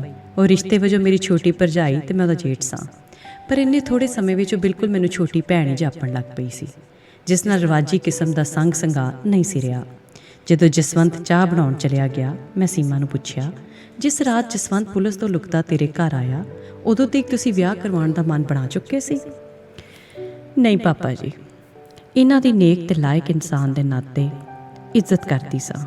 ਇਹ ਵੀ ਮੈਨੂੰ ਇੱਕ ਚੰਗੀ ਕੁੜੀ ਸਮਝਦੇ ਸਨ। ਉਸ ਰਾਤ ਤੋਂ ਬਾਅਦ ਮੈਨੂੰ ਇਹਨਾਂ ਨਾਲ ਪ੍ਰੇਮ ਹੋ ਗਿਆ। ਇਸ 'ਤੇ ਤਰਸ ਖਾ ਕੇ? ਨਹੀਂ ਪਾਪਾ ਜੀ, ਸਾਡੇ ਘਰ ਵਿੱਚ ਤਰਸ ਸ਼ਬਦ ਨਾਲ ਹੀ ਬਹੁਤ ਨਫ਼ਰਤ ਕੀਤੀ ਜਾਂਦੀ ਹੈ। ਜਦੋਂ ਇਹਨਾਂ ਨੇ ਮੇਰੇ ਚੁਬਾਰੇ ਦਾ ਬੂਹਾ ਖੜਕਾਇਆ, ਰਾਤ ਦੇ 11 ਵਜੇ ਸਨ। ਦਸੰਬਰ ਦਾ ਮਹੀਨਾ ਸੀ। ਇਹਨਾਂ ਚਾਹ ਦਾ ਕੱਪ ਮੰਗਿਆ, ਪੀਤਾ ਤੇ ਮੇਰਾ ਕੰਬਲ ਚੁੱਕ ਬੋਲੇ, ਬੂਹਾ ਅੰਦਰੋਂ ਬੰਦ ਕਰ ਲੈ, ਮੈਂ ਵਰਾਂਡੇ 'ਚ ਪੈ ਜਾਵਾਂਗਾ। ਸਾਰੀ ਰਾਤ ਵਰਾਂਡੇ 'ਚ ਬੈਠੇ ਰਹੇ ਹੋਣਗੇ। ਮੇਰੇ ਉੱਠਣ ਤੋਂ ਪਹਿਲਾਂ ਜਾ ਚੁੱਕੇ ਸਨ। ਉਸ ਦਿਨ ਮੈਂ ਉੱਠੀ ਵੀ ਕਾਫੀ ਸਵਖਤੇ ਸਾਂ। ਜਸਵੰਤ ਚਾਹ ਲੈ ਕੇ ਆ ਗਿਆ। ਅਸੀਂ ਚਾਹ ਪੀਣ ਲੱਗੇ। ਜਿੱਥੇ ਜਸਵੰਤ ਬੈਠਾ ਸੀ, ਉਸਦੇ ਐਨ ਸਿਰ 'ਤੇ ਰੌਸ਼ਨਦਾਨ ਸੀ। ਚੰਨ ਰੌਸ਼ਨਦਾਨ ਵਿੱਚੋਂ ਦੀ ਉਤਰ ਉਹਦੇ ਚਿਹਰੇ 'ਤੇ ਆ ਟਿਕਿਆ ਸੀ। ਜਿੱਥੇ ਉਹ ਬੈਠਾ ਸੀ, ਉੱਥੇ ਰੌਸ਼ਨੀ ਬਹੁਤ ਸੀ। ਇੰਨੇ ਨੂੰ ਬੱਚੀ ਰਮੋਨਾ ਨੇ ਪਾਸਾ ਪਰਤਿਆ। ਸੀਮਾ ਨੇ ਰਜਾਈ ਜਰਾ ਪਾਸੇ ਹਟਾ ਕੇ ਉਹਦਾ ਮੂੰਹ ਨੰਗਾ ਕਰ ਦਿੱਤਾ। ਉਹਦਾ ਚਿਹਰਾ ਕਾਫੀ ਪੀਲਾ ਸੀ। ਨੀਂਦ ਵਿੱਚ ਉਹ ਮੁਸਕਰਾ ਤਾਂ ਨਹੀਂ ਰਹੀ ਸੀ, ਪਰ ਇੱਕ ਕੂੜੀ ਨਿੰਮੀ ਮੁਸਕਾਨ ਉਹਦੇ ਚਿਹਰੇ 'ਤੇ ਖਿਲਰੀ ਪਈ ਸੀ। ਮੈਂ ਪੁੱਛਿਆ, ਤੁਹਾਡੇ ਬਸ ਇੱਕੋ ਹੀ ਬੱਚਾ? ਲਗਭਗ ਮੈਨੂੰ ਪਤਾ ਸੀ ਕਿ ਉਹਨਾਂ ਦੇ ਇਹੀ ਇੱਕ ਬੱਚੀ ਹੈ। ਦਰਅਸਲ ਪੁੱਛਣਾ ਜਾਂ ਕਹਿਣਾ ਤਾਂ ਮੈਂ ਇਹੀ ਚਾਹੁੰਦਾ ਸਾਂ ਕਿ ਤੁਹਾਡੇ ਹੋਰ ਬੱਚਾ ਕਿਉਂ ਨਹੀਂ ਹੋਇਆ? ਹੋਣਾ ਚਾਹੀਦਾ ਸੀ ਜਾਂ ਛੇਤੀ ਹੋਣਾ ਚਾਹੀਦਾ ਹੈ? ਜਸਵੰਤ ਚੁੱਪ ਹੋ ਗਿਆ। ਬਸ ਬਹੁਤ ਖਾਮੋਸ਼। ਸੀਮਾ ਦੇ ਚਿਹਰੇ 'ਤੇ ਇੱਕਦਮ ਉਦਾਸੀ ਛਾ ਗਈ। ਮੈਂ ਮੁੜ ਪੁੱਛਿਆ ਤਾਂ ਜਸਵੰਤ ਨੇ ਸਭ ਕੁਝ ਇਸ ਤਰ੍ਹਾਂ ਦੱਸ ਦਿੱਤਾ। ਐਮਰਜੈਂਸੀ ਦੇ ਦਿਨ ਸਨ। ਮੈਂ ਸਾਈਕਲ 'ਤੇ ਸਕੂਲ ਜਾ ਰਿਹਾ ਸਾਂ। ਪੁਲਿਸ ਦੀ ਜੀਪ ਮੇਰੇ ਕੋਲ ਰੁਕੀ। ਪਿੱਛੇ ਇੱਕ ਐਂਬੂਲੈਂਸ ਸੀ। ਮੈਨੂੰ ਸਾਈਕਲ ਤੋਂ ਉਤਾਰ ਲਿਆ। ਬੈਠ, ਐਂਬੂਲੈਂਸ ਤੇਰਾ ਆਪਰੇਸ਼ਨ ਕਰਨਾ ਹੈ। ਨਿਆਣੇ ਤੇ ਨਿਆਣਾ ਬਣਾਉਣ ਡਿਆ ਹੋਇਆ ਹੈ। ਥਾਣੇਦਾਰਾਂ ਵਾਲੀ ਭਾਸ਼ਾ ਬੋਲਿਆ। ਮੇਰੇ ਇੱਕੋ ਬੱਚੀ ਹੈ ਤੇ ਉਹ ਵੀ ਬਿਮਾਰ ਹੈ। ਮੈਂ ਆਪਰੇਸ਼ਨ ਨਹੀਂ ਕਰਾਉਣਾ। ਥਾਣੇਦਾਰ ਨੂੰ ਮੇਰਾ ਜਵਾਬ ਬੜਾ ਗੁਸਤਾਖ ਲੱਗਿਆ। ਬੋਲਿਆ, ਆਪਰੇਸ਼ਨ ਤਾਂ ਤੇਰਾ ਪਿਓ ਵੀ ਕਰਵਾਏਗਾ। ਵੇਖੋ, ਮੈਂ ਆਦਮੀ ਹਾਂ, ਕੋਈ ਜਾਨਵਰ ਨਹੀਂ। ਮੈਂ ਆਪਰੇਸ਼ਨ ਨਹੀਂ ਕਰਵਾਉਣਾ। ਮੇਰੀ ਮਾਂ ਭੈਣ ਬਾਰੇ ਜ਼ਰਾ ਸੋਚ ਕੇ ਬੋਲਣਾ। ਬਸ ਲਾਅ ਐਂਡ ਆਰਡਰ ਖਤਰੇ 'ਚ ਪੈ ਗਿਆ। ਥਾਣੇਦਾਰ ਬੈਂਤ ਤੇ ਬੈਂਤ ਮਾਰਨ ਲੱਗਿਆ। ਮੈਂ ਵੀ ਚੁੱਪ ਕਰਕੇ ਬੈਂਤਾਂ ਨਹੀਂ ਖਾਧੀਆਂ, ਟੁੱਟ ਕੇ ਪੈ ਗਿਆ ਤੇ ਥਾਣੇਦਾਰ ਹੇਠਾਂ ਸੁੱਟ ਲਿਆ। ਪਰ ਉੱਪਰੋਂ ਦੂਜੇ ਥਾਣੇਦਾਰ ਤੇ ਸਿਪਾਹੀਆਂ ਨੇ ਕੁੱਟ-ਕੁੱਟ ਮੈਨੂੰ ਅਧਮੋਇਆ ਕਰ ਦਿੱਤਾ। ਐਂਬੂਲੈਂਸ ਪਾ ਹਸਪਤਾਲ ਲੈ ਗਏ ਤੇ ਉੱਥੇ ਮੇਰਾ ਆਪਰੇਸ਼ਨ ਕਰ ਦਿੱਤਾ। ਇਸ ਤੋਂ ਪਿੱਛੋਂ ਲੰਮੀ ਚੁੱਪ ਵਰਤ ਗਈ, ਇੰਨੀ ਭਿਆਨਕ ਕਿ ਜਸਵੰਤ ਦੇ ਚਿਹਰੇ 'ਤੇ ਝਰ ਰਹੀ ਚੰਨ ਚਾਨਣੀ 'ਚੋਂ ਮੈਨੂੰ ਸੇਕ ਆਉਣ ਲੱਗਿਆ। ਪਰ ਜਸਵੰਤ ਦਾ ਚਿਹਰਾ ਉਂਝ ਦਾ ਉਂਝ ਸੀ, ਸਾਬਤ ਤੇ ਅਡੋਲ। ਸ਼ਾਇਦ ਕੋਈ ਅਹਿਸਾਸ ਆਦਮੀ ਉਹਦੇ ਚਿਹਰੇ 'ਤੇ ਉਦਾਸੀ, ਗੁੱਸੇ ਤੇ ਨਿਰਾਸ਼ਤਾ ਦੀਆਂ ਲਕੀਰਾਂ ਪੜ੍ਹ ਸਕਦਾ ਹੋਵੇ। ਪਰ ਰਾਣੀ ਦੀ ਮੂਰਤ ਵਾਲੇ ਪੌਂਡਾ ਨੇ ਮੇਰੇ ਅੰਦਰੋਂ ਅਹਿਸਾਸ ਮਾਰ ਦਿੱਤਾ ਸੀ। ਹਾਂ, ਸੀਮਾ ਦੇ ਚਿਹਰੇ 'ਤੇ ਖਾਹਿਸ਼ਾਂ ਤੇ ਉਮੀਦਾਂ ਦਾ ਘਾਣ ਹੋਇਆ ਪਿਆ ਸੀ। ਉਹ ਆਪਣੀ ਸੌਂ ਰਹੀ ਬੱਚੀ ਨੂੰ ਨਿਹਾਰ ਰਹੀ ਸੀ। ਔਰਤ ਇੰਨੀ ਕਮਜ਼ੋਰ ਤਾਂ ਨਹੀਂ ਹੁੰਦੀ, ਪਰ ਉਹ ਮਾਂ ਹੁੰਦੀ ਹੈ। ਸੀਮਾ ਦੀਆਂ ਅੱਖਾਂ ਭਰ ਆਈਆਂ ਸਨ। ਪਤਾ ਨਹੀਂ ਕਿਉਂ ਮੈਂ ਵੀ ਹੁਣ ਕੋਈ ਹੋਰ ਗੱਲ ਨਾ ਛੋ ਸਕਿਆ। ਜਸਵੰਤ ਨੇ ਵੀ ਸ਼ਾਇਦ ਮੈਨੂੰ ਖੋਇਆ ਉਲਝਿਆ ਵੇਖ ਲਿਆ ਸੀ। ਬੋਲਿਆ, ਬਾਈ ਤੁਸੀਂ ਹੁਣ ਆਰਾਮ ਕਰੋ, ਬਹੁਤ ਥਕਾਇਆ ਸੀ ਤੁਹਾਨੂੰ। ਮੈਂ ਦੂਜੇ ਕਮਰੇ ਵਿੱਚ ਸੌਣ ਚਲਿਆ ਗਿਆ। ਅੱਧੀ ਰਾਤ ਟੁੱਟ ਰਹੀ ਸੀ। ਗਲੀ ਦੀ ਬੱਤੀ ਇੰਜ ਬੁਝੀ ਪਈ ਸੀ ਜਿਵੇਂ ਬੁਝਾ ਕੇ ਲਾਈ ਹੁੰਦੀ ਹੈ। ਗਲੀ ਦੇ ਚੁੱਪ 'ਚੋਂ ਇੱਕ ਹਵਾ ਆ ਰਹੀ ਸੀ, ਜਿਹੋ ਜਿਹੀ ਅੰਗਰੇਜ਼ਾਂ ਦੀ ਚੁੱਪ 'ਚੋਂ ਆਇਆ ਕਰਦੀ ਹੈ। ਦੂਜੇ ਕਮਰੇ ਵਿੱਚ ਰਮੋਨਾ ਸੋ ਰਹੀ ਸੀ ਅਤੇ ਉਹਦੀ ਛਾਤੀ 'ਚੋਂ ਆਉਂਦੀ ਆਵਾਜ਼ ਮੈਨੂੰ ਵੀ ਸੁਣ ਰਹੀ ਸੀ। ਸੀਮਾ ਨੂੰ ਵੀ ਅੱਜ ਵਧੀਆ ਨੀਂਦ ਨਹੀਂ ਆਵੇਗੀ। ਅੱਜ ਉਹਦਾ ਚੇਤ ਮਨ ਜਾਗਦਾ ਰਹੇਗਾ। ਉਹ ਮਾਂ ਹੈ। ਅਤੇ ਜਸਵੰਤ, ਉਹਦੇ ਬਾਰੇ ਸੋਚਦਿਆਂ ਪਤਾ ਨਹੀਂ ਮੈਨੂੰ ਆਪਣੇ ਪਿੰਡ ਵਿੱਚ ਵਾਪਰਦੇ ਉਹ ਦੋ ਕੰਮ ਵਾਰ-ਵਾਰ ਕਿਉਂ ਯਾਦ ਆ ਰਹੇ ਸਨ, ਜਿਹੜੇ ਮੈਨੂੰ ਬਹੁਤ ਬੁਰੇ ਲੱਗਦੇ ਸਨ। ਇੱਕ ਬਲਦਾਂ 'ਤੇ ਖੁਰੀਆਂ ਲਾਉਣੀਆਂ, ਬਲਦ ਨੂੰ ਰੱਸਾ ਪਾ ਹੇਠਾਂ ਸੁੱਟਣਾ, ਖੁਰੀਆਂ ਲਾਉਣ ਵੇਲੇ ਨੇ ਮਾਸ ਵਿੱਚ ਕਿੱਲ ਕੱਢਣੇ ਅਤੇ ਬਲਦ ਦਾ ਤੜਪਣਾ। ਦੂਜਾ, ਜਦੋਂ ਘਰ ਦੇ ਪਾਲੇ ਬੱਚੇ ਨੂੰ ਖੱਸੀ ਕਰਵਾਉਣ ਲਈ ਸਲੋਟਰਖਾਨੇ ਲੈ ਕੇ ਜਾਣਾ। ਮੈਂ ਕਿੰਨਾ ਚਿਰ ਸੋਚਦਾ ਰਿਹਾ ਕਿ ਜਸਵੰਤ ਨੂੰ ਕਿੰਜ ਮਾਰਿਆ ਹੋਵੇਗਾ ਅਤੇ ਫਿਰ ਹਸਪਤਾਲ ਲਿਜਾ ਉਹਦਾ ਆਪਰੇਸ਼ਨ ਕਰ ਦਿੱਤਾ ਹੋਵੇਗਾ। ਫਿਰ ਮੈਂ ਯਾਦ ਕਰਨ ਦੀ ਕੋਸ਼ਿਸ਼ ਕੀਤੀ ਕਿ ਖੱਸੀ ਕਰਨ ਤੋਂ ਪਹਿਲਾਂ ਬੱਚੇ ਨੂੰ ਵੀ ਕੁੱਟਿਆ ਮਾਰਿਆ ਜਾਂਦਾ ਹੈ। ਨਹੀਂ, ਇੰਜ ਤਾਂ ਨਹੀਂ ਕੀਤਾ ਜਾਂਦਾ। ਖੈਰ, ਮੈਂ ਸੋਚਦਾ ਸੌਂ ਗਿਆ ਅਤੇ ਮੇਰੇ ਮੁਲਕ ਵਿੱਚ ਪਸ਼ੂ ਅਤੇ ਮਨੁੱਖ ਕਿੰਨੇ ਕੁ ਫਰਕ ਨਾਲ ਰਹਿ ਰਹੇ ਹਨ। ਸਵੇਰੇ ਜਦੋਂ ਮੈਨੂੰ ਰਮੋਨਾ ਨੇ ਜਗਾਇਆ, ਦਿਨ ਚੜ੍ਹਾਇਆ ਸੀ। ਗਲੀ ਵਿੱਚ ਕਾਫੀ ਰੌਣਕ ਸੀ। ਫੇਰੀ ਵਾਲੇ ਹੋਕੇ ਦੇ ਰਹੇ ਸਨ। ਤਾਇਆ ਜੀ, ਮੰਮੀ ਚਾਹ ਲੈ ਆਵੇ। ਮੇਰੇ ਵੱਲੋਂ ਹਾਂ ਹੁੰਦਿਆਂ ਹੀ ਰਮੋਨਾ ਨੇ ਆਪਣੀ ਮੰਮੀ ਨੂੰ ਆਵਾਜ਼ ਦੇ ਦਿੱਤੀ। ਮੈਂ ਉਸਨੇ ਗੋਦੀ ਵਿੱਚ ਬਿਠਾ ਲਿਆ। ਉਹਦੇ ਪੀਲੇ ਚਿਹਰੇ 'ਤੇ ਕੱਲ੍ਹ ਵਾਲੇ ਦਮੇ ਦੇ ਹਮਲੇ ਦੀ ਕੋਈ ਲਕੀਰ ਤੱਕ ਨਹੀਂ ਸੀ। ਜੇ ਬਿਮਾਰੀ ਨੂੰ ਬੱਚਿਆਂ ਵਾਂਗ ਲਿਆ ਜਾਵੇ ਤਾਂ ਬਹੁਤ ਕੁਝ ਸੌਖਿਆਂ ਹੀ ਜਰਿਆ ਜਾ ਸਕਦਾ ਹੈ, ਮੈਂ ਸੋਚਿਆ। ਸੀਮਾ ਚਾਹ ਲੈ ਕੇ ਆ ਗਈ। ਉਹ ਮੁਸਕਰਾਈ ਤਾਂ ਉਹਦੀਆਂ ਗੱਲਾਂ 'ਚ ਟੋਏ ਪੈ ਗਏ। ਮੈਨੂੰ ਉਸਨੇ ਠਹਿਰਨ ਲਈ ਆਖਿਆ। ਰਮੋਨਾ ਵੀ ਖੇੜੇ ਪੈ ਗਈ। ਪਰ ਅੱਜ ਮੈਂ ਲੁਧਿਆਣੇ 5 ਲੱਖ ਰੁਪਏ ਦੀ FD ਕਰਾਉਣੀ ਸੀ ਅਤੇ ਚੰਡੀਗੜ੍ਹ ਪਲਾਟ ਖਰੀਦਣਾ ਸੀ। ਇੱਕ ਸਿਫਾਰਸ਼ੀ ਨੂੰ ਮਿਲਣਾ ਵੀ ਸੀ। ਮੈਂ ਰੁਕ ਨਹੀਂ ਸਕਦਾ। ਜਸਵੰਤ ਰਿਕਸ਼ਾ ਲੈ ਆਇਆ। ਸਟੇਸ਼ਨ ਦੇ ਰਾਹ ਜਸਵੰਤ ਦੇ ਚਿਹਰੇ ਵੱਲ ਮੈਂ ਤੱਕ ਕੇ ਆਖਿਆ, ਜੱਸੀ, ਤੂੰ ਇੰਨੀਆਂ ਤਕਲੀਫਾਂ ਝੱਲੀਆਂ ਅਤੇ ਮੈਨੂੰ ਪਤਾ ਵੀ ਨਾ ਲੱਗਿਆ। ਨਹੀਂ ਬਾਈ, ਮੇਰੀਆਂ ਤਕਲੀਫਾਂ ਕੋਈ ਅਲੋਕਾਰ ਤਾਂ ਨਹੀਂ। ਮੈਨੂੰ ਨਾ ਤਾਂ ਕਿਸੇ ਚੀਜ਼ ਦਾ ਅਫਸੋਸ ਹੈ, ਨਾ ਹੀ ਪਛਤਾਵਾ। ਉਹ ਪੂਰੇ ਆਦਮੀ ਵਾਂਗ ਮੁਸਕਰਾਇਆ। ਹੁਣ ਇੰਗਲੈਂਡ 'ਚ ਪਾਬੰਦੀਆਂ ਬਹੁਤ ਨੇ, ਨਹੀਂ ਤਾਂ ਮੈਂ ਤੈਨੂੰ ਉੱਥੇ ਸੱਦ ਲੈਂਦਾ। ਸੀਮਾ ਅਤੇ ਰਮੋਨਾ ਪਿੱਛੋਂ ਆ ਜਾਂਦੀਆਂ। ਨਹੀਂ ਬਾਈ ਜੀ, ਮੈਂ ਇੱਥੇ ਬੜਾ ਠੀਕ ਹਾਂ। ਮੈਂ ਪੰਜਾਬੋਂ ਬਾਹਰ ਕਿਤੇ ਰਹਿ ਹੀ ਨਹੀਂ ਸਕਦਾ। 2 ਮਹੀਨੇ ਪਿੰਡ ਨਾ ਜਾਵਾਂ ਤਾਂ ਮਰਨ ਵਰਗਾ ਹੋ ਜਾਣਾ। ਭਵਿੱਖ ਬਾਰੇ ਕੀ ਵਿਚਾਰ ਹੈ? ਜਸਵੰਤ ਕਹਿੰਦਾ, ਬਹੁਤ ਰੋਸ਼ਨ ਹੋਵੇਗਾ। ਇਤਿਹਾਸ ਅੱਗੇ ਤੁਰੇਗਾ। ਨੇਕੀ ਦੀਆਂ ਤਾਕਤਾਂ ਤਕੜੀਆਂ ਹੋ ਕੇ ਲੜਨਗੀਆਂ। ਮੈਂ ਇਸ ਵਿੱਚ ਸਰਗਰਮੀ ਨਾਲ ਭਾਗ ਲਵਾਂਗਾ। ਸੀਮਾ PhD ਕਰੇਗੀ। ਮੇਰੇ ਖਿਆਲ 'ਚ ਮੈਂ ਵੀ। ਰਮੋਨਾ ਨੂੰ ਹਰ ਪੱਖੋਂ ਬਹੁਤ ਵਧੀਆ ਕੁੜੀ ਬਣਾਵਾਂਗੇ ਅਸੀਂ। ਸਟੇਸ਼ਨ ਆ ਗਿਆ। ਟਿਕਟ ਖਰੀਦੀ ਅਤੇ ਸ਼ਾਨੇ ਪੰਜਾਬ 'ਚ ਆ ਬੈਠੇ। ਜਦੋਂ ਗੱਡੀ ਨੇ ਪਹਿਲੀ ਚੀਖ ਮਾਰੀ, ਮੈਂ 100 ਦੇ 10 ਨੋਟ ਜਸਵੰਤ ਨੂੰ ਫੜਾਉਂਦਿਆਂ ਆਖਿਆ, ਆ ਥੋੜ੍ਹੇ ਜਿੰਨੇ ਪੈਸੇ ਰੱਖ ਲੈ, ਕੋਈ ਲੋੜ ਪੂਰੀ ਹੋ ਜਾਵੇਗੀ। ਉਸਨੇ ਦੋਹਾਂ ਹੱਥਾਂ ਨਾਲ ਮੇਰਾ ਨੋਟਾਂ ਵਾਲਾ ਹੱਥ ਮੇਰੇ ਵੱਲ ਧੱਕ ਦਿੱਤਾ। ਬੜੀ ਜਾਨ ਸੀ ਉਹਦੇ ਹੱਥਾਂ 'ਚ। ਮੈਂ ਮੂਡ ਜੋੜ ਦਿੱਤਾ। ਮੈਨੂੰ ਸੀਮਾ ਦੀ ਸ਼ਾਲ ਅਤੇ ਰਮੋਨਾ ਦੀ ਸਵੈਟਰ ਬਹੁਤ ਘਸੀਆਂ ਹੋਈਆਂ ਲੱਗੀਆਂ ਸਨ। ਜਸਵੰਤ ਦਾ ਕੋਟ ਰੈਗਜ਼ ਵਾਲਿਆਂ ਤੋਂ ਖਰੀਦਿਆ ਹੋਇਆ ਸੀ। ਮੈਨੂੰ ਬੜਾ ਤਰਸ ਆਇਆ ਸੀ।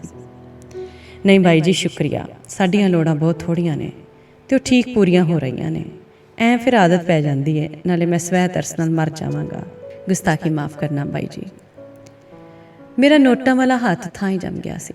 ਮੈਂ ਉਹਦੇ ਚਿਹਰੇ ਵੱਲ ਤੱਕਿਆ। ਉਸ 'ਤੇ ਇੰਨੀ ਦ੍ਰਿੜਤਾ ਸੀ ਕਿ ਮੈਂ ਹੱਥ ਅਗਾਂਹ ਕਰਨ ਦਾ ਹੌਸਲਾ ਹੀ ਨਾ ਕਰ ਸਕਿਆ। ਸ਼ਾਨੇ ਪੰਜਾਬ ਚੱਲ ਪਈ ਸੀ ਅਤੇ ਜਸਵੰਤ ਦਿਸਣ ਤੀਕ ਹੱਥ ਲਾਉਂਦਾ ਰਿਹਾ। ਮੈਂ ਨੋਟਾਂ ਦੀ ਦੱਥੀ ਬੈਗ ਵਿੱਚ ਪਾ ਲਈ। ਸ਼ਾਨੇ ਪੰਜਾਬ ਨੇ ਜਦੋਂ ਨਹਿਰ ਦਾ ਪੁਲ ਪਾਰ ਕਰਦਿਆਂ ਖੜਕਾ ਕੀਤਾ, ਮੈਨੂੰ ਉਦੋਂ ਪਤਾ ਲੱਗਿਆ ਇਹ ਤਾਂ ਗੱਡੀ ਹੈ। ਸ਼ਾਨੇ ਪੰਜਾਬ ਨੂੰ ਤਾਂ ਮੈਂ ਪਲੇਟਫਾਰਮ 'ਤੇ ਹੀ ਛੱਡ ਆਇਆ ਸੀ।